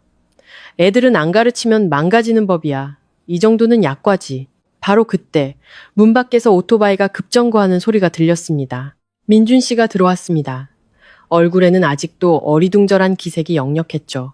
제가 아이를 안고 마당 한가운데에 서 있는 것과 뒤에 서 있는 박 여사를 보고 그는 그 자리에 멈칫했습니다. 저는 남편을 보며 평범한 아빠라면 보일 법한 반응을 기대했습니다. 하지만 민준 씨는 더듬거리며 말했습니다. 설마 엄마가 그냥 겁만 주신 거겠지 여보? 단 한마디였습니다. 저는 더 이상 희망을 가질 것이 없다는 것을 알았습니다. 저는 마당 한가운데 서서 떨고 있는 딸을 품에 꼭 껴안고 시어머니를, 남편을, 그리고 제가 그토록 지키려 했던 이 집을 바라봤습니다. 그 순간 제 안에 무언가가 완전히 부서져 내렸습니다. 더 이상 인내도, 평화를 지키려는 노력도, 눈 감아주는 것도 없었습니다. 오직 아주 명확하고 차갑고 단호한 생각만이 남았습니다. 지금부터 나는 더 이상 참지 않을 것이다. 저는 예나를 방으로 데려가 문을 굳게 닫고 아이를 침대 가장자리에 앉혔습니다. 손이 너무 떨려서 몇 번 심호흡을 하고 나서야 아이의 얇은 옷을 겨우 벗길 수 있었습니다. 아이의 피부는 얼음장처럼 차가웠고 특히 발과 양팔이 심했습니다. 저는 서둘러 따뜻한 수건으로 아이의 몸을 닦아주고 더 두꺼운 잠옷으로 갈아입힌 뒤 담요로 감쌌습니다. 그동안 예나는 큰 소리로 울지는 않았지만 몸이 계속해서 움찔거렸습니다. 문 밖에서 작은 소리만 나도 마치 덫에서 막 빠져나온 작은 새처럼 눈을 동그랗게 뜨고 공포에 질렸죠. 저는 아이 옆에 앉아 아이를 제게 바싹 끌어당겼습니다. 괜찮아. 이제 엄마가 옆에 있어. 저는 그 말을 몇 번이고 반복했습니다. 아이를 달래는 말이기도 했고 제 자신을 다독이는 말이기도 했죠. 하지만 아이를 안을수록 마음속에서 이상한 통증이 느껴졌습니다. 아이가 학대당한 것에 대한 안타까움뿐만 아니라 오늘 밤 일어난 일 뒤에는 제가 아직 알지 못하는 무언가가 더 있을지도 모른다는 어두운 예감이 들었습니다. 예나는 제 가슴에 한참 동안 얼굴을 묻고 있다가 겨우 고개를 들었습니다. 아이의 눈은 여전히 빨갛게 충혈되어 있었고 눈 밑은 젖어 있었습니다. 저는 아이의 머리를 쓰다듬으며 아주 작게 물었습니다. 엄마한테 말해줄래? 오후부터 지금까지 무슨 일이 있었는지. 아이는 입술을 꾹 다물고 제 옷자락을 꽉 쥐었습니다. 마치 그 끔찍한 일들을 입 밖으로 내뱉는 순간 모든 것이 다시 돌아올 것처럼 저는 재촉하지 않고 그저 아이의 등을 토닥여 주었습니다. 잠시 후 아이는 작은 목소리로 말했습니다. 할머니가 말 잘 들으라고 했어. 안 그러면 벌 준다고. 저는 천천히 다시 물었습니다. 할머니가 뭘 하라고 했는데? 예나는 고개를 숙이고 아주 작은 목소리로 말했습니다. 엄마한테 전화하라고 했어. 엄마가 할머니한테 돈 보내줘야 한다고 말하라고 시켰어. 엄마가 돈 안 주면 벌 받을 거라고. 그 말이 끝나자마자 온몸이 차갑게 식는 것을 느꼈습니다. 마치 누가 머리 위로 얼음물을 쏟아부은 것 같았죠. 저는 눈도 깜빡이지 않고 아이를 쳐다보며 제가 잘못 듣지 않았는지 확인하려 했습니다. 다시 한번 말해줄래? 아이는 겁에 질려 문 쪽을 힐끔 쳐다봤습니다. 할머니가 말하랬어. 엄마가 돈 안 주면 맛있는 거 안 사주고 때리고 가둘 거라고. 저는 할 말을 잃었습니다. 머릿속에 즉시 최근 예나와의 통화들이 스쳐 지나갔습니다. 아이가 회의 중에 갑자기 전화해서 머뭇거리며 엄마 할머니한테 돈 좀 보내드려라고 말했던 순간들. 그때는 그저 아이가 어른들 말을 듣고 무심코 따라하는 줄로만 알았습니다. 어느 날은 아이가 엄마, 할머니, 우유 사게 돈 좀 보내드려. 안 그러면 혼나라고 말했죠. 그때 저는 그저 집안에 정말 돈이 필요한 일이 있거나 박 여사가 직접 말하기 쑥스러워서 손녀를 통해 말하는 것이라고 생각했습니다. 저는 단 한 번도 감히 상상하지 못했습니다. 어린아이가 자기 친엄마에게 돈을 뜯어내기 위한 도구로 확성기로 이용당하고 있었다는 것을. 예나는 저를 올려다보며 떨리는 입술로 말했습니다. 엄마, 나 그렇게 말하기 싫었는데 할머니가 말 안 들으면 다시는 엄마 못 보게 할 거라고 했어. 그 말을 하며 아이는 다시 울음을 터뜨렸습니다. 저는 아이를 꽉 껴안았습니다. 제 몸도 함께 떨리고 있었죠. 이제야 알겠습니다. 마침내 저는 왜 요즘 저에게 전화하는 아이의 목소리가 그토록 이상했는지, 마치 무언가를 외우고 있는 것처럼 들렸는지 이해했습니다. 왜 돈을 보낼 때마다 박 여사가 고맙다는 말은커녕 제가 당연히 해야 할 일을 한 것처럼 굴었는지도 이해했습니다. 모든 것 뒤에는 단순한 악의가 아니라 치밀한 계산이 있었습니다. 저는 아이의 눈물을 닦아주며 최대한 차분한 목소리를 유지하려 애썼습니다. 전화해서 돈 달라고 하는 것 말고 할머니가 또 뭐 시켰어? 아이는 흐느끼다가 조심스럽게 말했습니다. 할머니가 엄마는 맨날 일만 해서 나를 안 사랑하고 할머니만 나를 챙겨준다고 했어. 할머니 말 잘 들으면 나중에 엄마가 나를 더 사랑해 줄 거라고. 저는 잠시 눈을 감았습니다. 가슴이 찢어질 듯 아팠습니다. 더 이상 놀라움 때문이 아니라 혐오감 때문이었습니다. 이렇게 어린아이에게 그녀는 꾸짖고 벌을 주는 것뿐만 아니라 아이의 생각을 조금씩 비틀고 머릿속에 두려움과 죄책감을 심어주고 그 순진함을 이용해 조종하고 있었던 것입니다. 저는 목이 쉰 목소리로 더 물었습니다. 오늘 일에 대해서는 뭐라고 하셨어? 예나는 고개를 끄덕이며 다시 눈물을 흘렸습니다. 계속 울면 더 오래 가둘 거라고 했어. 엄마가 와도 나를 구해줄 수 없을 거라고. 그 말을 듣는 순간 저는 더 이상 가만히 앉아 있을 수 없었습니다. 머릿속의 모든 조각들이 무섭도록 빠르게 맞춰졌습니다. 이상한 전화들, 할머니에게 돈을 보내달라던 아이의 말, 제가 명확한 설명을 듣지 못하고 보냈던 돈들, 영상통화 너머로 저를 보던 아이의 불안정한 시선. 이것은 우연도, 순간적인 분노도 아니었습니다. 이 일은 이미 오래전부터 은밀하고 의도적으로 진행되고 있었던 것입니다. 저는 아이에게 이불을 잘 덮어주고 방에 가만히 있으라고 말한 뒤 일어나 문을 열고 밖으로 나갔습니다. 거실은 여전히 불이 켜져 있었고 박 여사는 소파에 앉아 아무 일도 없었다는 듯 차가운 표정을 하고 있었습니다. 민준 씨는 벽에 기댄 채 시선을 피하고 있었죠. 저는 곧장 다가가서 돌려 말하지 않고 물었습니다. 제 아이 이용해서 돈 뜯어내고 계셨던 거죠? 질문이 입 밖으로 나오자마자 제 목소리가 낯설게 느껴졌습니다. 무서울 정도로 차분했죠. 박 여사는 전혀 놀라지 않았고 부인할 생각도 없어 보였습니다. 그녀는 그저 입꼬리를 비틀어 올렸습니다. 돈을 뜯어내? 말이 너무 심하구나. 네가 번 돈도 이 집 돈이야. 내가 손녀한테 자기 권리를 찾으라고 가르친 게 뭐가 잘못됐다는 거냐. 저는 그녀를 뚫어지게 쳐다봤습니다. 무슨 권리요? 엄마가 돈을 안 주면 감금하겠다고 협박당할 권리요? 그녀는 언성을 높였습니다. 네가 맨날 밖에 나가서 일하는 동안 애는 내가 돌봤어. 내가 돈 좀 쓴 게 뭐 어쨌다는 거야? 내가 공짜로 키워줄 줄 알았어? 제가 대꾸하기도 전에 민준 씨가 끼어들었습니다. 지치고 짜증스러운 목소리였죠. 여보, 너무 심하잖아. 엄마도 다 얘나 잘 되라고 그러시는 거야. 그렇게 몰아붙이면 어떻게 대화를 해? 저는 휙 남편을 돌아보며 차갑게 웃었습니다. 잘 되라고 하는 게 애를 계집에 가두는 거야? 아니면 나한테 돈 뜯어내는 도구로 만드는 거야? 민준 씨는 순간 멈칫했지만 이내 고집을 부렸습니다. 엄마한테 그렇게 막말하지 마. 바로 그 말이 저에게 또 다른 사실을 깨닫게 했습니다. 박 여사 혼자만의 짓이 아니었습니다. 이 잔인함이 존재할 수 있었던 것은 항상 그것을 묵인하는 사람이 있었기 때문입니다. 저는 거실 한가운데 서서 그들 모자를 바라봤습니다. 그러자 이 집의 모든 것이 너무나 명확하게 보였습니다. 비아냥거림, 돈을 달라고 하던 아이의 전화, 불합리한 지출, 비인간적인 벌, 이 모든 것은 개별적인 충동이 아니었습니다. 그것은 한 단계 한 단계 계산된 행동의 연속이었습니다. 그리고 그때서야 저는 비로소 깨달았습니다. 오늘 밤은 첫 번째 폭발이 아니라 그 계획의 민낯을 제가 처음으로 목격한 순간일 뿐이라는 것을. 저는 바로 방으로 돌아가지 않았습니다. 박 여사가 직접 예나를 이용해 돈을 요구했다는 사실을 인정한 후 제 안에 무언가가 뚝 끊어지는 것 같았습니다. 집안의 평화를 지키기 위해 그동안 참아왔던 모든 순간들이 그 순간 너무나 우스꽝스럽게 느껴졌습니다. 저는 등을 돌려 방으로 들어가 핸드폰을 가지고 다시 거실로 나왔습니다. 그리고 집 한가운데 서서 크지는 않지만 칼날처럼 날카로운 목소리로 말했습니다. 모두 앉으세요.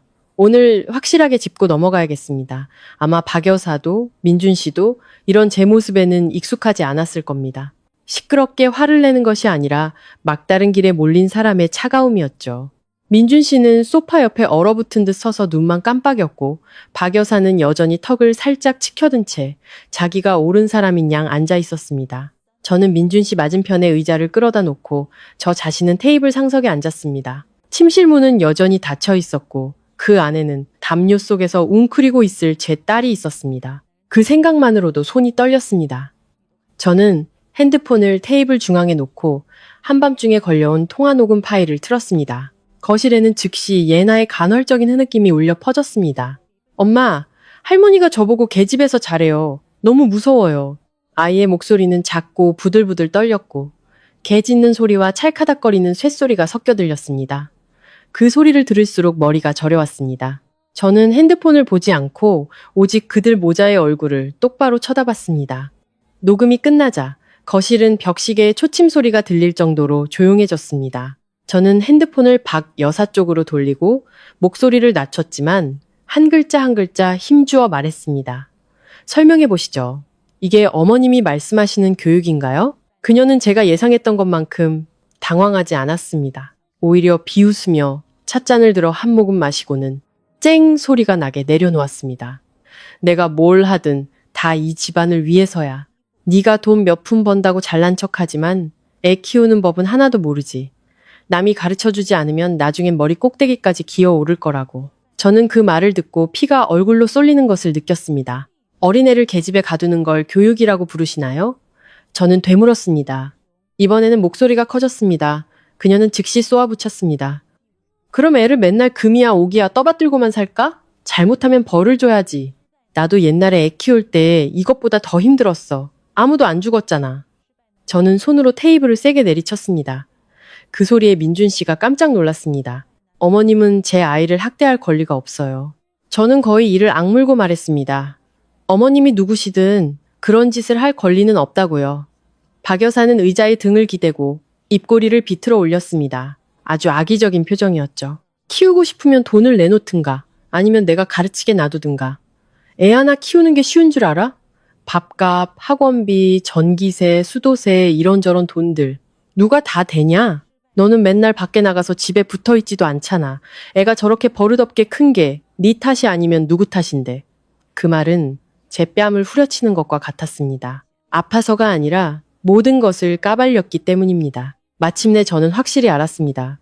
그녀의 눈에 예나는 사랑받아야 할 손녀가 아니었습니다. 그저 저를 통제하기 위한 핑계, 지렛대, 도구에 불과했습니다. 저는 민준 씨에게로 고개를 돌렸습니다.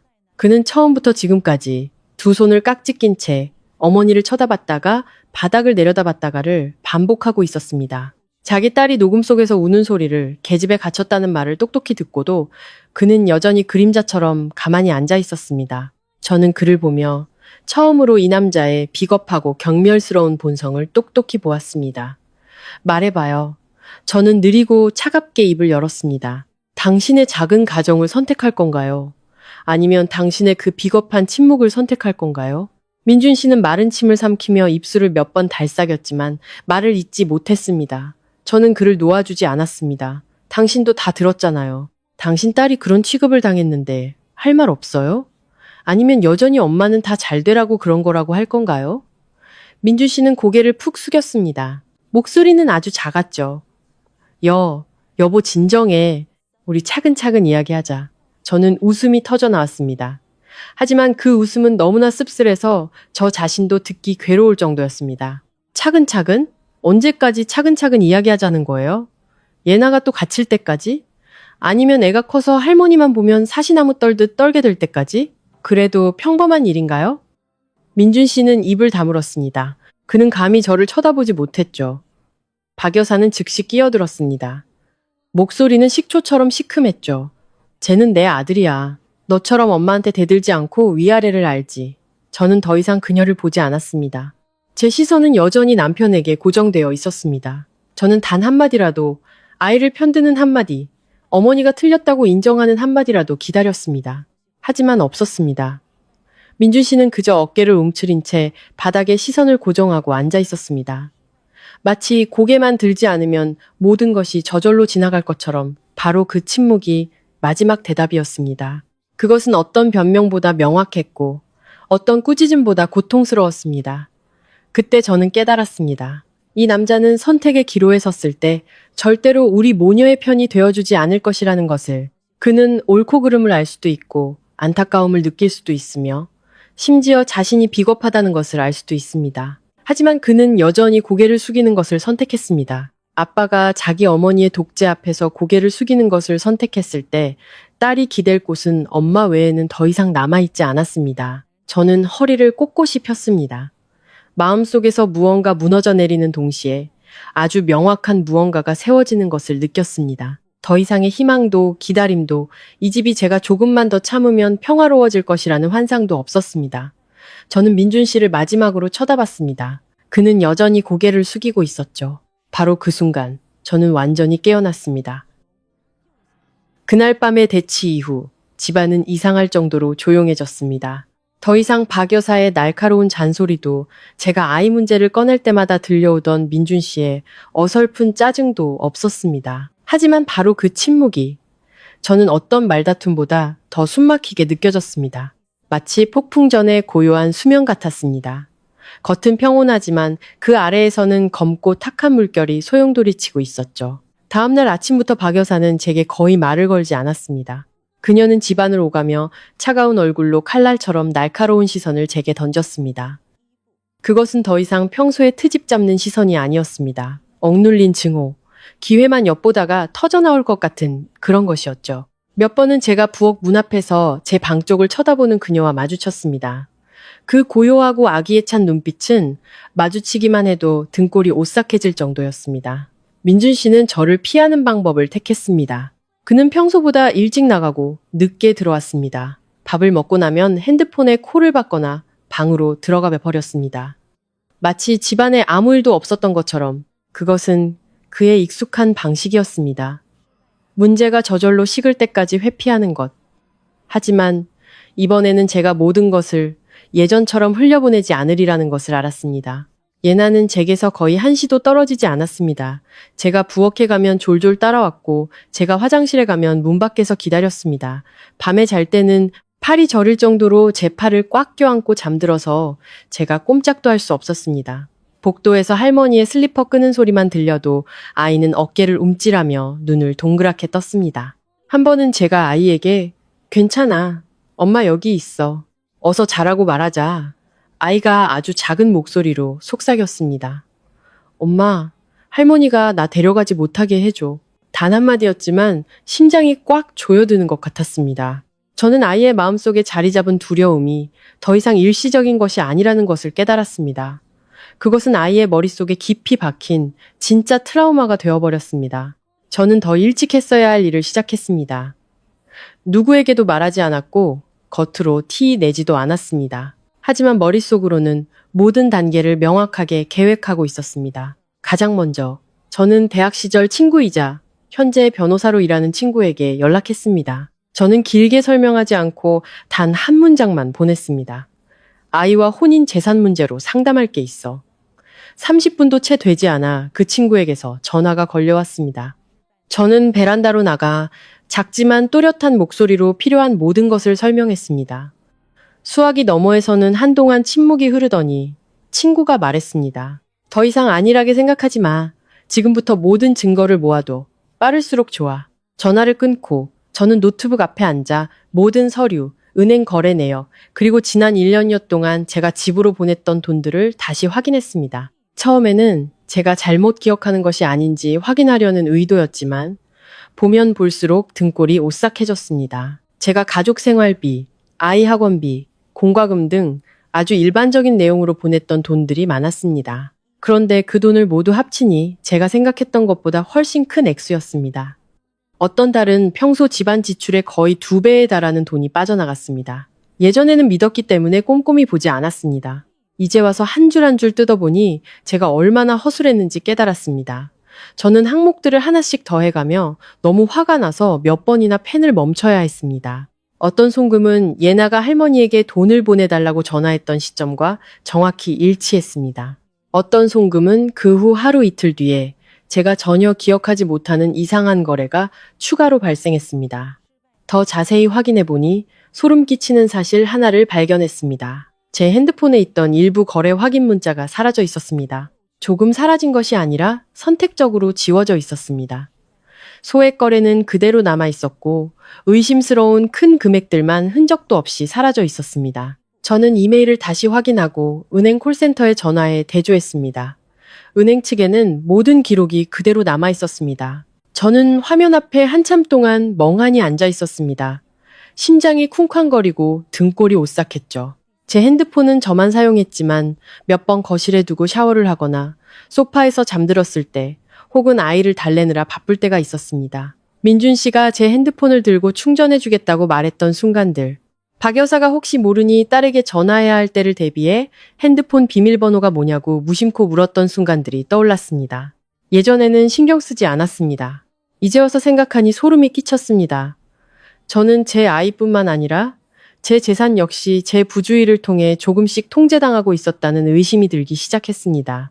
그날부터 저는 핸드폰, 은행 계좌, 이메일의 모든 비밀번호를 바꿨습니다. 말하지 않았고 다른 태도를 보이지도 않았습니다. 겉으로는 여전히 출근하고 아이를 데리러 가고 평소처럼 요리했습니다. 하지만 제 안에는 더 이상 집안의 평화를 위해 인내하는 여자는 없었습니다. 저는 그들 모자의 눈빛 하나, 행동 하나를 관찰했습니다. 그리고 어느 날 저녁, 제 모든 의심을 확신으로 바꿔주는 말을 듣게 되었습니다. 그날 저는 부엌에 물을 마시러 갔습니다. 박 여사의 방 앞을 지나가는데 신우이인 미니 씨의 목소리가 들렸습니다. 문은 살짝 닫혀 있었고 두 사람은 아주 작게 이야기하고 있었지만 고요한 밤에는 모든 단어가 밖으로 새어나왔습니다. 박 여사의 목소리는 의기양양했습니다. 그 계집애는 겁만 주면 바로 꼬리 내려. 걔를 이용해서 걔 엄마를 압박하면 돈을 안 내놓고는 못 베길 거야. 미니 씨는 작게 웃었습니다. 그럼 엄마가 좀 더 세게 나가봐. 걔는 자기 자식 고생하는 건 절대 못 볼 테니까. 저는 문 밖에서 그 자리에 얼어붙었습니다. 물컵을 쥔 손을 너무 세게 쥐어서 손마디가 아팠습니다. 역시 그랬습니다. 그들은 제 약점이 예나라는 것을 정확히 알고 있었고 바로 그곳을 공격하고 있었던 것입니다. 저는 뛰어들어가지 않았고 소란을 피우지도 않았습니다. 저는 조용히 방으로 돌아와 물컵을 내려놓고 잠든 딸을 바라봤습니다. 잠든 아이의 얼굴은 여전히 굳어 있었고 속눈썹은 가끔 무서운 꿈이라도 꾸는 듯 파르르 떨렸습니다. 저는 아이의 머리를 쓰다듬었습니다. 마음이 너무 아파서 거의 감각이 없을 정도였죠. 바로 그때 저는 깨달았습니다. 더 이상 물러설 곳이 없다는 것을. 만약 제가 또 마음이 약해져서 기다리고 다른 사람이 스스로 변하기를 바란다면 제 아이를 다시 그 지옥으로 밀어넣는 것은 바로 저 자신이 될 것이라는 것을. 저는 몸을 숙여 아이에게 이불을 덮어주고 잠든 작은 얼굴을 오랫동안 바라봤습니다. 그때 제 마음속에는 더 이상 충동적인 분노가 아니라 아주 명확한 냉정함이 자리 잡고 있었습니다. 이번에는 저항만 하지 않을 것이다. 모든 것을 끝장낼 것이다. 그날 밤 복도에서 박 여사가 신우이와 나누는 대화를 똑똑히 들은 후 저는 거의 잠을 이루지 못했습니다. 하지만 이번에는 더 이상 누워서 울거나 자책하지 않았습니다. 저는 방 안의 작은 책상 앞에 앉아 노트북과 핸드폰을 열고 제가 가진 모든 것을 눈앞에 펼쳐놓았습니다. 녹음 파일, 문자 메시지, 은행 거래 내역 캡처, 그리고 제가 예나를 계집에서 막 데리고 나왔을 때 몰래 찍어둔 차갑고 더러워진 발 사진까지. 저는 알았습니다. 감정에 휘둘리면 또다시 지게 될 것이라는 것을. 아이를 지키려면 그들보다 더 냉정해져야 했습니다. 저는 마치 깨진 조각을 모아 진실을 재구성하는 사람처럼 모든 것을 정리하기 시작했습니다. 우선 예나의 한밤중 통화 녹음 파일, 그리고 그 이후에 녹음한 박 여사가 손녀에게 권리를 찾으라고 가르쳤다고 인정한 부분과 신우이에게 그 계집애는 것만 주면 듣는다고 말한 녹음 파일. 저는 그것들을 여러 곳에 조심스럽게 저장하고 개인 이메일로 보내고 숨겨진 폴더에도 보관했습니다. 더 이상 단 한 번의 부주의도 용납할 수 없었습니다. 작은 실수 하나가 우리 모녀를 다시 불리한 상황으로 몰아넣을 수 있었으니까요. 다음은 사진이었습니다. 저는 뒷마당의 구석구석 계집, 낡은 담요, 제 아이가 갇혀있던 차가운 시멘트 바닥을 선명하게 찍었습니다. 그날 밤 예나가 입고 있던 얇은 옷, 그리고 세게 잡아당겨서 생긴 손목에 희미한 붉은 자국까지 찍었습니다. 셔터를 누를 때마다 손이 떨렸지만 멈추지 않았습니다. 아무리 고통스러워도 남겨둬야 하는 것들이 있었습니다. 스스로를 고문하기 위해서가 아니라 나중에 누구도 모든 것이 제 과민 반응이었다고 발뺌하지 못하게 하기 위해서였습니다. 그리고 저는 돈 문제로 넘어갔습니다. 숫자가 빽빽하게 적힌 은행 거래 내역서는 어떤 말다툼보다 냉정하고 명확하게 모든 것을 보여주었습니다. 저는 비정상적인 거래 내역 하나하나, 예나가 돈을 달라고 전화했던 시점과 돈이 인출된 시점이 일치하는 부분들, 그리고 제가 주도적으로 실행한 기억이 전혀 없는 거래 내역들을 표시했습니다. 대조하면 할수록 이것이 더 이상 몇 번의 사소한 요구가 아니라는 것을 깨달았습니다. 그들은 계획적으로, 그리고 제가 아이 때문에 영원히 참을 것이라고 확신하며 이 일을 저질렀던 것입니다. 바로 그때 저는 서랍 가장 아래에 보관해둔 낡은 서류철을 다시 확인했습니다. 예전에는 별 필요 없다고 생각해서 거의 열어보지 않았던 부동산 관련 서류들이었습니다. 그리고 바로 거기서 저는 너무나 중요한 사실을 발견하고 몇 분간 멍하니 앉아 있어야 했습니다. 제가 살고 있는 이 집은 여전히 제 명의였습니다. 결혼 전에 제 개인 저축과 친정 부모님의 도움을 일부 받아 산 집이었습니다. 명의 이전 서류는 결혼식 날짜보다 훨씬 전에 완료되어 있었습니다. 단지 결혼 후에 함께 살기 시작했고 그들 모자가 집은 공동 재산이다. 부부 사이에 뭘 나누냐는 말을 반복하는 것을 듣다 보니 저 자신도 점차 무뎌졌던 것입니다. 마치 모든 것이 어느 순간부터 자연스럽게 공동 재산이 된 것처럼 저는 서류를 한 장 한 장 넘기며 한 줄 한 줄 꼼꼼히 읽었습니다. 제 이름이 거기에 선명하게 적혀 있었습니다. 민준 씨가 공동 명의자로 등재된 사실도 없었고 양도나 공동 소유에 관한 어떤 서류도 없었습니다. 처음 든 생각은 기쁨이 아니라 등골이 오싹해지는 느낌이었습니다. 그들은 제 월급, 보너스, 제가 매달 벌어들이는 돈뿐만 아니라 제 집에서 당연하다는 듯이 살면서 제 아이를 이용해 저를 압박하고 점차 그곳에서 제게 아무런 권리도 없는 것처럼 착각하게 만들고 있었던 것입니다. 저는 허리를 꼿꼿이 폈습니다. 그 어느 때보다 명확한 생각이 떠올랐습니다. 그들은 단지 돈을 뜯어내려던 것이 아니었습니다. 제 자리마저 빼앗으려 했던 것입니다. 그 순간부터 저는 게임의 방식을 바꾸기로 결심했습니다. 더 이상 감정적으로 맞서지 않을 것이다. 그들이 제가 진정되었고 겁을 먹었으며 아이를 지키기 위해 굴복했다고 믿게 만들어야 했습니다. 그래야만 그들이 더 많은 허점을 드러낼 테니까. 다음 날 아침, 저는 평소처럼 부엌으로 내려가 요리를 했습니다. 여전히 침묵했고 박 여사에게는 어젯밤에 소동이 지나가고 이제 모두 지쳐서 진정될 것이라는 느낌을 주었습니다. 그녀는 저를 탐색하는 듯한 눈으로 쳐다봤고 저는 피하지 않고 평온하게 행동했습니다. 점심 식사 때 저는 먼저 입을 열었습니다. 저는 박 여사를 보며 차분한 목소리로 말했죠. 어머님이 돈을 원하시면 드릴 수 있어요. 하지만 이제부터 아이는 제가 가르치게 해주세요. 그녀는 고개를 번쩍 들었고 눈이 빠르게 반짝였습니다. 자기가 원하던 미끼가 제자리에 떨어진 것을 본 사람의 눈빛이었죠. 단 1초 만에 그녀는 태도를 바꾸고 소름 끼칠 정도로 가식적인 목소리로 말했습니다. 그것 봐. 말은 그렇게 해야 서로 통하는 거야. 어른이 조언하면 들을 줄도 알아야지. 맨날 소리만 지르면 뭐가 해결되니. 저는 고개를 숙이고 아이에게 반찬을 집어주었습니다. 아무 대꾸도 하지 않았죠. 그때 제 마음속에는 오직 한 가지 생각뿐이었습니다. 계속 말해봐. 네가 이겼다고 생각해봐. 민준 씨는 옆에 앉아 분위기가 갑자기 부드러워지자 마치 죄를 용서받은 사람처럼 안도의 한숨을 내쉬었습니다. 저는 남편을 돌아보며 그조차 놀랄 정도로 평온한 목소리로 말했습니다. 내가 돈은 더 보내줄게요. 하지만 이제부터 모든 걸 명확하게 해야겠어요. 어디에 얼마를 썼는지, 누구한테 준 돈인지 내가 다 알아야겠어요. 민준 씨는 눈을 몇 번 깜빡이더니 아주 빠르게 고개를 끄덕였습니다. 응, 그렇게 하는 게 좋겠다. 명확해야 편하지. 저는 그 얼굴을 보며 씁쓸한 웃음이 나왔습니다. 아내가 자기 어머니에게 돈을 더 보내주겠다고 말하는데 눈빛이 편안해지는 남자라니.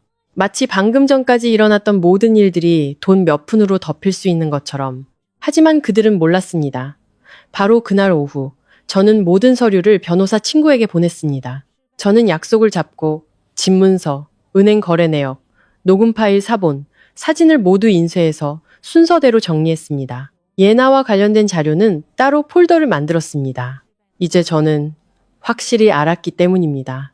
모든 것을 완전히 끝내려면 집안 싸움에서 멈춰서는 안 된다는 것을, 그들의 말이 더 이상 힘을 쓰지 못하는 곳, 제 손에 쥔 증거가 더 큰 힘을 발휘하는 곳으로 가야 했습니다.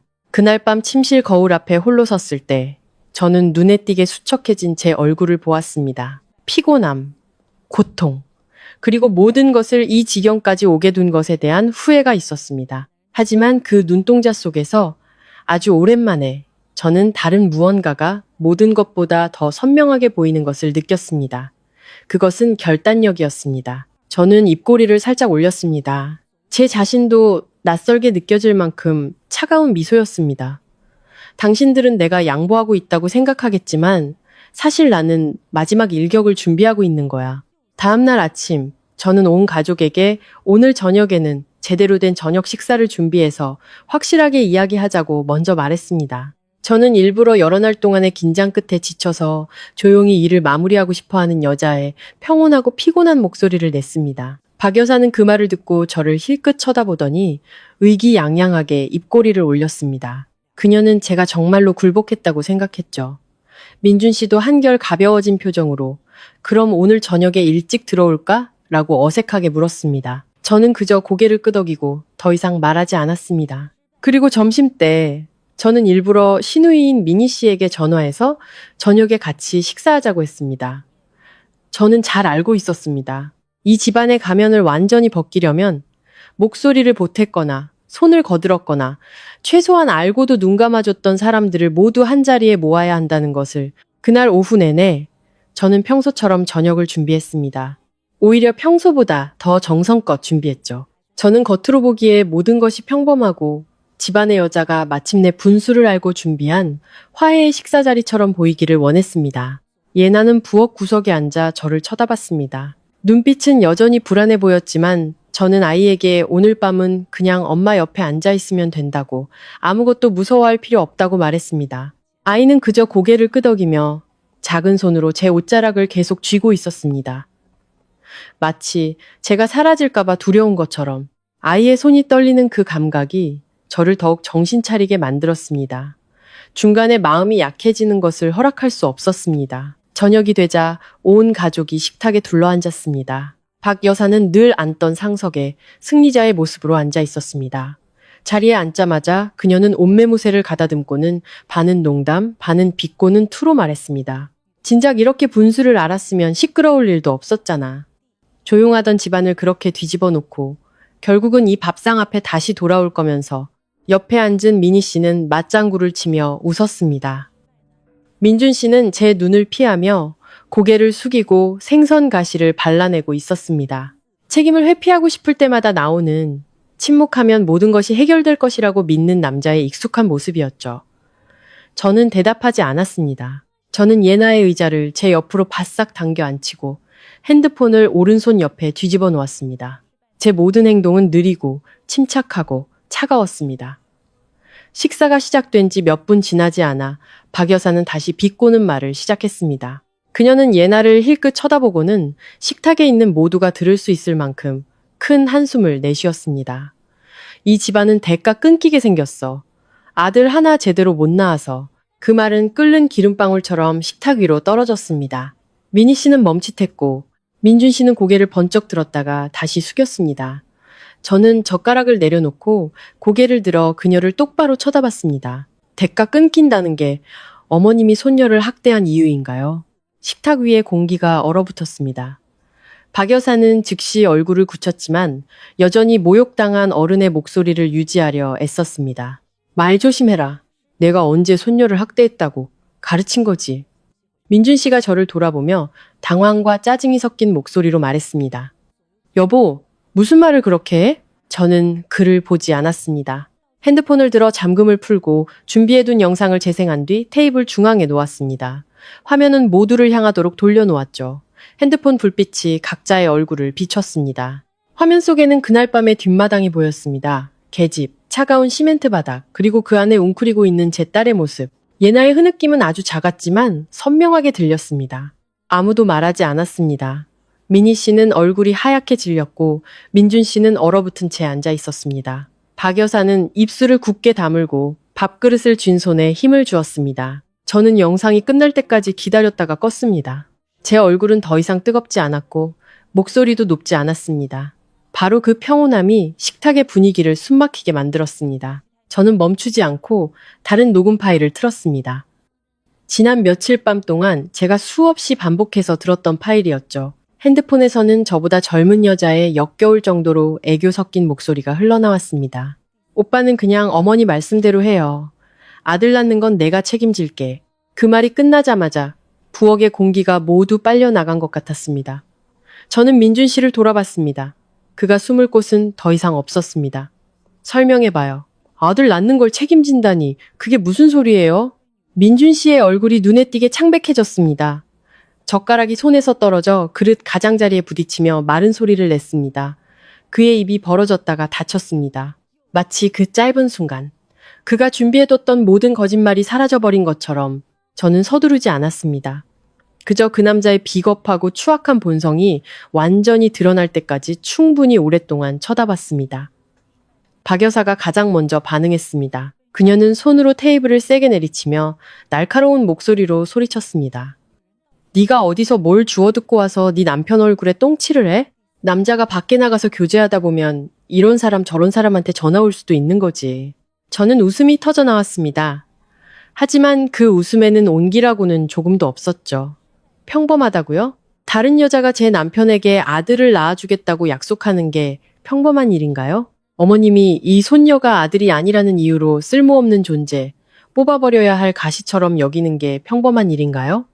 제 옆에 있던 예나는 그 말을 듣고 몸을 움츠렸습니다. 아이의 손이 제 손을 꽉 쥐었습니다. 저는 아이의 손을 꼭 잡고 식탁에 앉은 사람들을 한 명 한 명 똑바로 쳐다봤습니다. 그때 저는 그들이 더 이상 남편, 시어머니, 시누이로 보이지 않았습니다.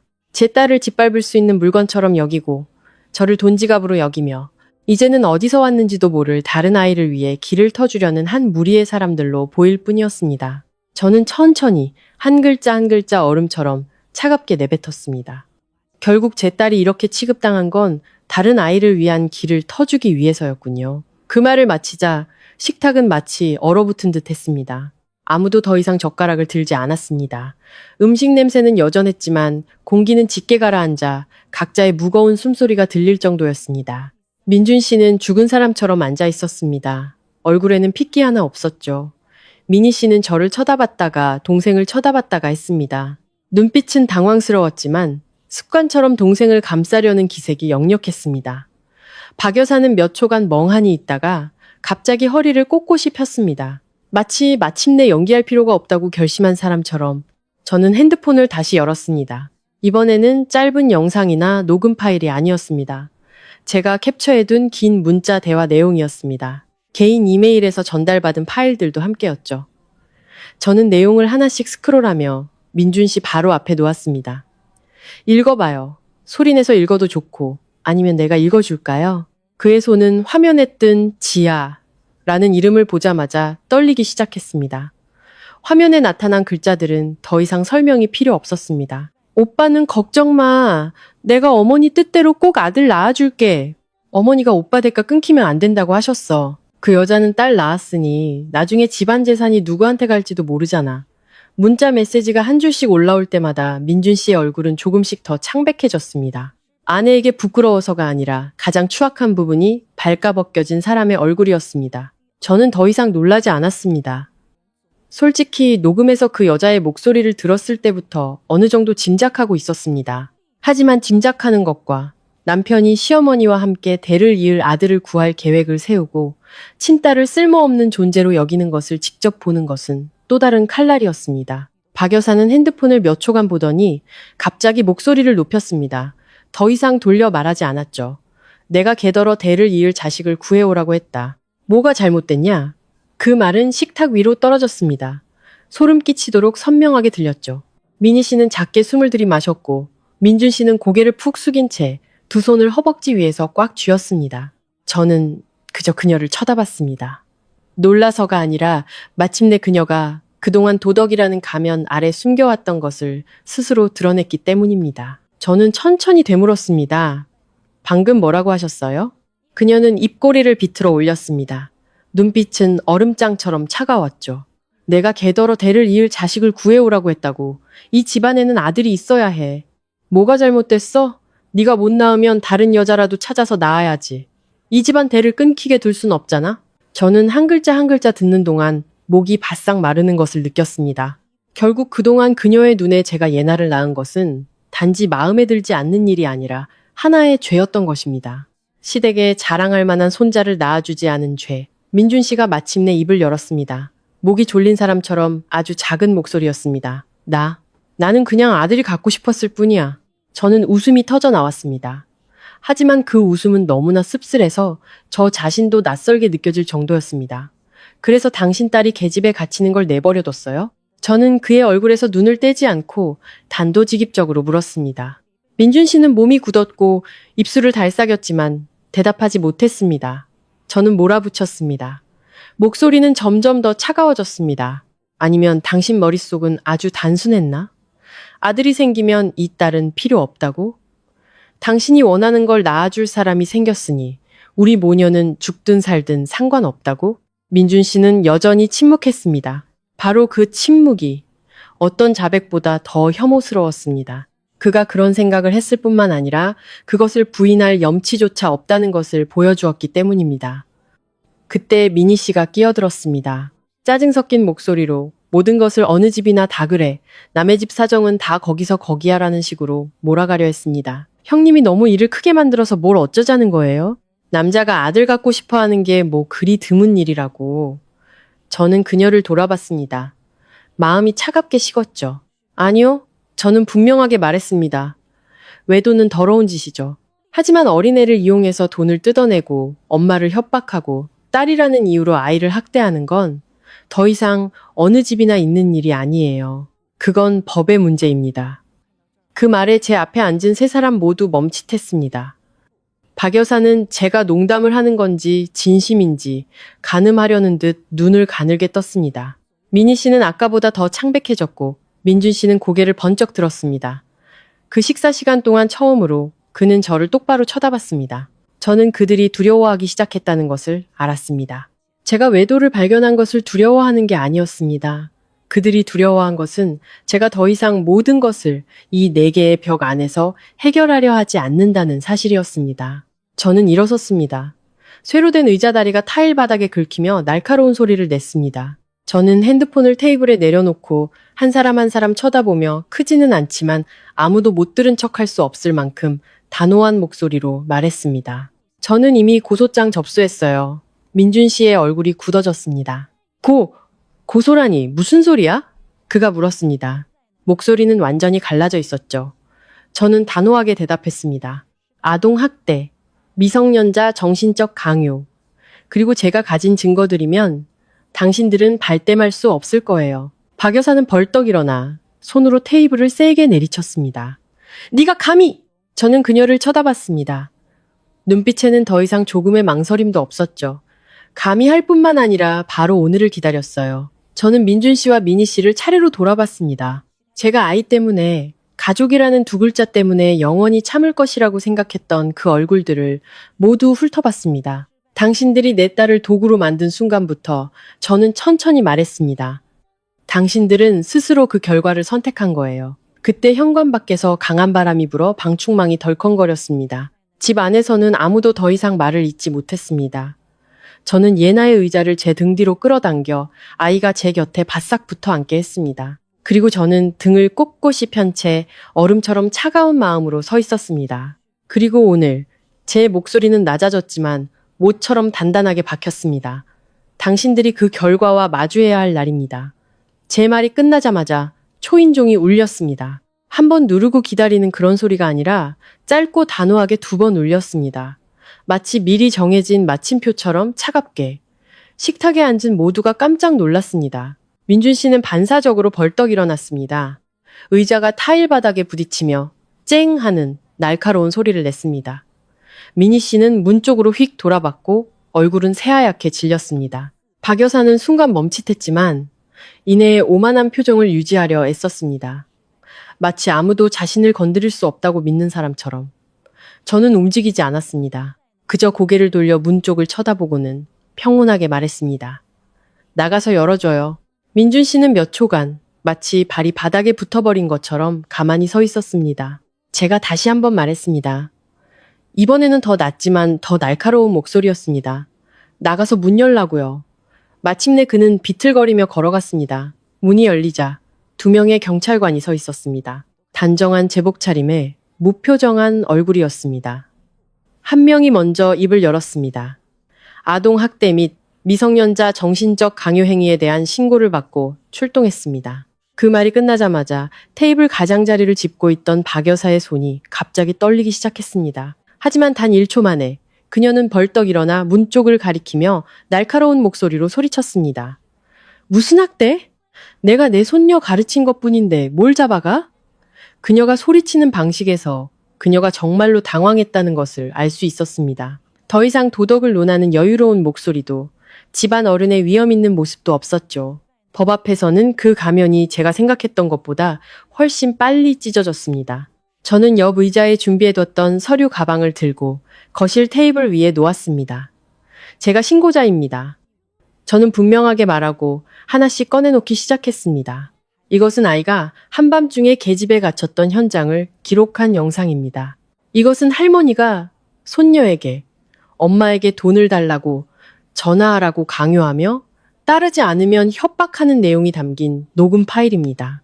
이것은 사건에 대한 초기 진술서와 아이의 증언입니다.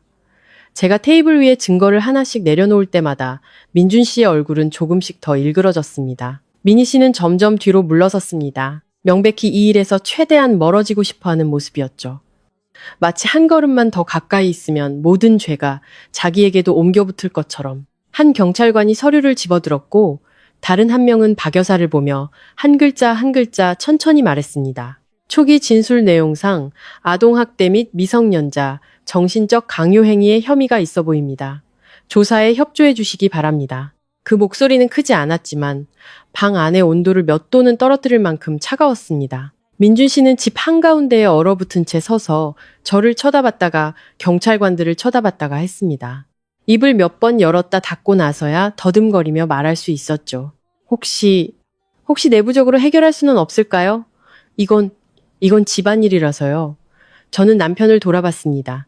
마음은 얼음물처럼 차가웠습니다. 당신이 그동안 내부적으로 해결한 게 얼마나 되는데요? 제가 물었습니다. 아이가 혼나고 벌받고 돈 달라고 전화하도록 강요당하고 계집에 갇힐 때까지 당신이 내부적으로 해결한 게 뭐죠? 민준 씨는 할 말을 잃었습니다. 모든 것이 사실이었고 사실은 어떻게 꾸며도 아픈 법이니까요. 그는 고개를 푹 숙였습니다. 어깨는 완전히 축 처져 있었죠.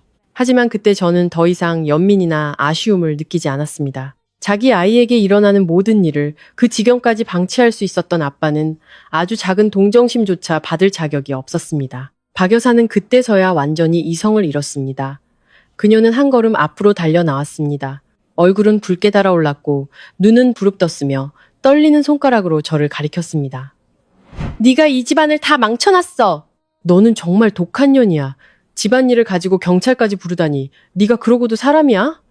저는 그녀가 목이 쉴 때까지 소리치는 것을 가만히 지켜봤습니다. 마음은 이상할 정도로 평온했죠. 통쾌하지도 두렵지도 않았습니다. 아마도 이 여자에게서 너무나 많은 막말을 들어서 이제는 어떤 말도 제게 상처를 줄 수 없게 된 것 같았습니다. 저는 그녀의 눈을 똑바로 쳐다보며 천천히 말했습니다. 이 집안은 어머님이 친손녀를 도구로 만든 순간부터 이미 망가졌어요. 그녀는 순간 멈칫했지만 그 말에 더 불이 붙은 듯 계속 소리쳤습니다. 하지만 이번에는 경찰관들이 다가와 질서를 유지하고 협조해달라고 요구했습니다. 한 명이 분명하게 말했습니다. 저희와 함께 가서 조사받으셔야 합니다. 계속 불응하시면 공무집행 방해로 현행범 체포하겠습니다. 그 말을 듣자 박 여사의 다리가 살짝 풀리는 것 같았습니다. 방금 전의 기세는 온데간데 없고 얼굴에는 일그러진 두려움이 선명하게 드러났습니다. 미니 씨는 더 이상 아무 말도 하지 못했습니다. 민준 씨는 여전히 그림자처럼 얼어붙어 있었습니다. 눈은 붉어졌지만 어머니에 대한 안타까움 때문이 아니라 마침내 모든 것이 자신이 그토록 익숙하게 살아왔던 비겁한 침묵의 안전지대를 벗어났다는 것을 깨달았기 때문이었습니다. 예나는 경찰이 들어온 순간부터 제 허리를 꽉 껴안고 온몸을 가늘게 떨고 있었습니다. 저는 아이를 살짝 제 등 뒤로 당기고 한 손을 아이의 어깨 위에 얹었습니다. 다른 손은 아플 정도로 꽉 쥐었지만 놓지 않았습니다. 문 밖으로 끌려나가면서 박 여사는 여전히 고개를 돌려 원망 가득한 눈빛으로 저를 쳐다보며 소리 지르느라 쉰 목소리로 말했습니다. 너 절대로 좋은 꼴 못 볼 거야. 그 말은 저주처럼 제게 날아왔습니다. 하지만 이번에는 피하지 않았습니다. 예전처럼 이를 악물고 참지도 않았죠. 저는 몸을 숙여 아이를 품에 안고 아이의 머리카락에서 나는 샴푸 냄새를 맡으며 고개를 들어 끌려나가는 그녀의 뒷모습을 똑바로 쳐다봤습니다. 제 결말은요. 저는 목소리를 낮췄습니다. 더 이상 분노는 없었고 얼음처럼 차가운 명확함만이 남았습니다. 제 아이를 지키는 거예요. 어머님 결말은 어머님이 직접 선택하신 거고요. 그녀는 문턱에서 순간 멈칫했다가 이내 끌려 나갔습니다. 문이 닫히자 집안은 무거운 침묵에 잠겼습니다. 저는 아이를 더 꽉 껴안고 제 가슴 속에서 빠르게 뛰는 아이의 작은 심장 소리를 들으며 이 순간부터 더 이상 돌아갈 길은 없다는 것을 알았습니다. 박 여사가 끌려나간 후 집안은 더 이상 시끄럽지 않았지만 마치 모든 벽에 나비라도 부어놓은 듯 무거웠습니다. 모든 것이 그대로였습니다. 먹다만 저녁상, 치우지 않은 그릇들, 김이 모락모락 나는 국 냄비, 단지 그들 모자가 그토록 집착했던 거짓된 평화만이 깨끗하게 사라져버렸을 뿐입니다. 미니 씨가 가장 먼저 떠났습니다. 그녀는 거의 제 눈을 똑바로 쳐다보지 못하고 조용히 핸드백을 들고 문 밖으로 사라졌습니다. 마치 조금이라도 빨리 벗어나면 자신은 아무 관련 없는 사람이 될 수 있다는 듯이 저도 붙잡지 않았습니다. 그런 사람들에게는 이제 와서 있든 가든 아무 의미도 없었으니까요. 민준 씨는 소파에 주저앉아 두 손으로 머리를 감쌌습니다. 등이 완전히 굽어 있었죠. 저는 그가 그렇게 무너진 모습을 본 적이 없었지만 이상하게도 마음속에는 조금의 동정심도 잃지 않았습니다. 어떤 붕괴는 너무 늦게 찾아와서 사람들은 안타까움 대신 피로감만 느끼게 되니까요. 예나는 제 곁에 바싹 붙어 그 끔찍한 밤 이후로 여전히 빨갛게 충혈된 눈을 하고 있었습니다. 저는 아이를 안고 방으로 들어가 눕혀주고 잠들 때까지 곁에 앉아 있다가 밖으로 나왔습니다. 민준 씨는 여전히 그 자리에 앉아 있었습니다. 눈은 충혈되었고 얼굴은 마치 10년은 늙어버린 것처럼 멍했습니다. 제가 나오는 것을 보고 그는 고개를 들고 쉰 목소리로 말했습니다. 내가 잘못했어. 저는 대답하지 않고 그저 가만히 서서 쳐다봤습니다. 아마 그 침묵이 그를 더 불안하게 만들었는지 그는 서둘러 말했습니다. 마치 1초라도 늦으면 더 이상 기회가 없을 것처럼. 정말 내가 잘못했어. 하지만 엄마가 계속 압박했어. 당신도 엄마 성격 알잖아. 계속 말씀하시니까. 내가 너무 혼란스러웠어. 저는 그 말을 듣고 헛웃음이 나왔습니다. 씁쓸했죠. 이 지경에 와서도 그는 여전히 책임을 다른 사람에게 떠넘기는 데 익숙했습니다. 저는 의자를 끌어다 맞은편에 앉아 그를 똑바로 쳐다보며 아주 천천히 말했습니다. 아니요. 당신은 압박당한 게 아니에요. 당신이 듣기로 선택한 거죠. 민준 씨는 마치 제가 그가 매달리고 있던 유일한 핑계마저 잘라버린 것에 충격을 받은 듯 얼어붙었습니다. 저는 말을 이었습니다. 목소리는 차분했지만 날카로웠죠. 당신 어머니가 부추길 수는 있었겠죠. 아들을 낳아야 한다는 생각을 당신 머릿속에 심어줄 수는 있었을 거예요. 하지만 외도한 건 당신이고 자기 딸이 학대당하는 걸 내버려 둔 것도 당신이고 딸이 쓸모없는 물건처럼 취급당할 때마다 침묵한 것도 당신이에요. 아무도 당신 손을 잡고 그런 짓을 시키지 않았어요. 민준 씨는 고개를 푹 숙였습니다. 어깨가 가늘게 떨리고 있었죠. 그는 작은 목소리로 말했습니다. 알아. 내가 비겁했어. 저는 말을 잘랐습니다. 아니요. 당신은 비겁하기만 한 게 아니에요. 잔인했어요. 그 말에 그는 고개를 번쩍 들고 눈을 동그랗게 뜨고 저를 쳐다봤습니다. 저는 피하지 않았습니다. 가장 잔인한 아빠는 아이를 때리는 사람이 아니에요. 제가 말했습니다. 아이가 상처받는 것을 보고도 외면하는 사람이죠. 당신이 바로 그런 사람이에요. 저는 일어서서 작은 서재로 들어가 파란색 서류철을 들고 나왔습니다. 저는 그것을 민준 씨 앞 테이블에 내려놓고 그에게 살짝 밀었습니다. 열어봐요. 그의 손이 너무 떨려서 첫 장을 넘기다가 서류 한 장을 바닥에 떨어뜨릴 정도였습니다. 그는 몸을 숙여 그것을 주워들고 한 줄 한 줄 훑어보더니 얼굴이 점점 창백해졌습니다. 저는 그가 무엇을 받는지 알았습니다. 부동산 등기부 등본, 매매 계약서, 집문서, 모든 것이 제 이름으로 되어 있었고 결혼 전에 완료된 것이었습니다. 그의 이름도 공동 소유자로서의 서명도 그들 모자가 그동안 당연하게 여겼던 공동주택이라는 개념도 없었습니다.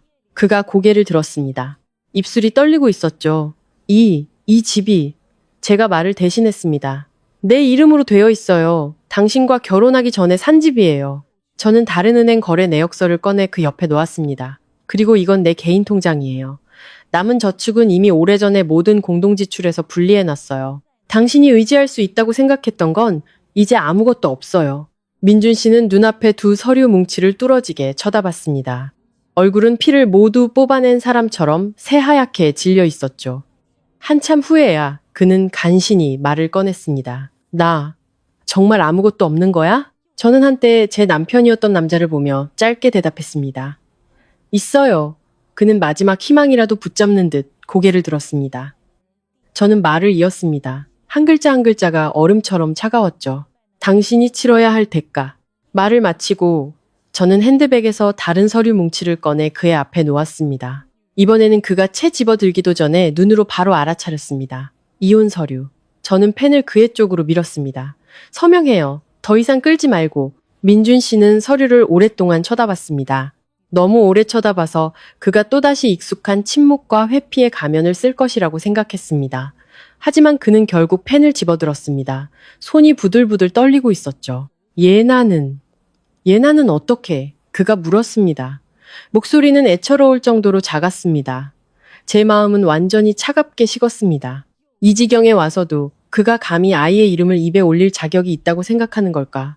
저는 그가 더 말하지 못하게 막았습니다. 당신은 아들을 구하러 갔던 그날 이미 예나를 버렸어요. 그 말에 그의 손이 종이 위에서 멈칫했습니다. 저는 그의 눈을 똑바로 쳐다봤습니다. 눈도 깜빡이지 않았죠. 마치 이 이야기에서 아직 아빠로서의 권리가 남아있는 것처럼 묻지 마세요. 아빠는 단순히 혈통의 절반을 제공하고 원할 때만 인정하는 사람이 아니에요. 아빠는 자기 아이를 지키기 위해 나서야 하는 사람이고 당신은 그 역할을 해내지 못했어요. 민준 씨는 고개를 푹 숙였습니다.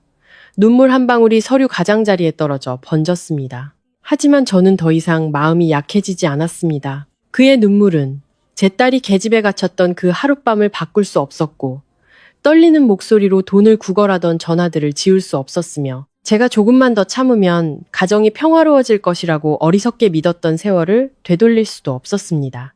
마침내 그는 펜으로 서명했습니다. 글씨는 빗들고 떨렸지만 모든 것을 끝내기에는 충분히 명확했습니다. 저는 서류를 집어들어 한번 훑어보고 다시 서류철에 넣었습니다. 그 방에서는 더 이상 아무도 말을 하지 않았습니다. 다툼도 원망도 되돌릴 기회도 없었습니다.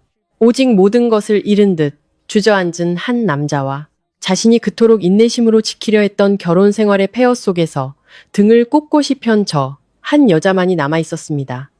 마른 잉크 자국 하나가 모든 것을 끝냈습니다. 그 모든 일이 있은 후 저와 예나는 그 집에 더 이상 오래 머물지 않았습니다.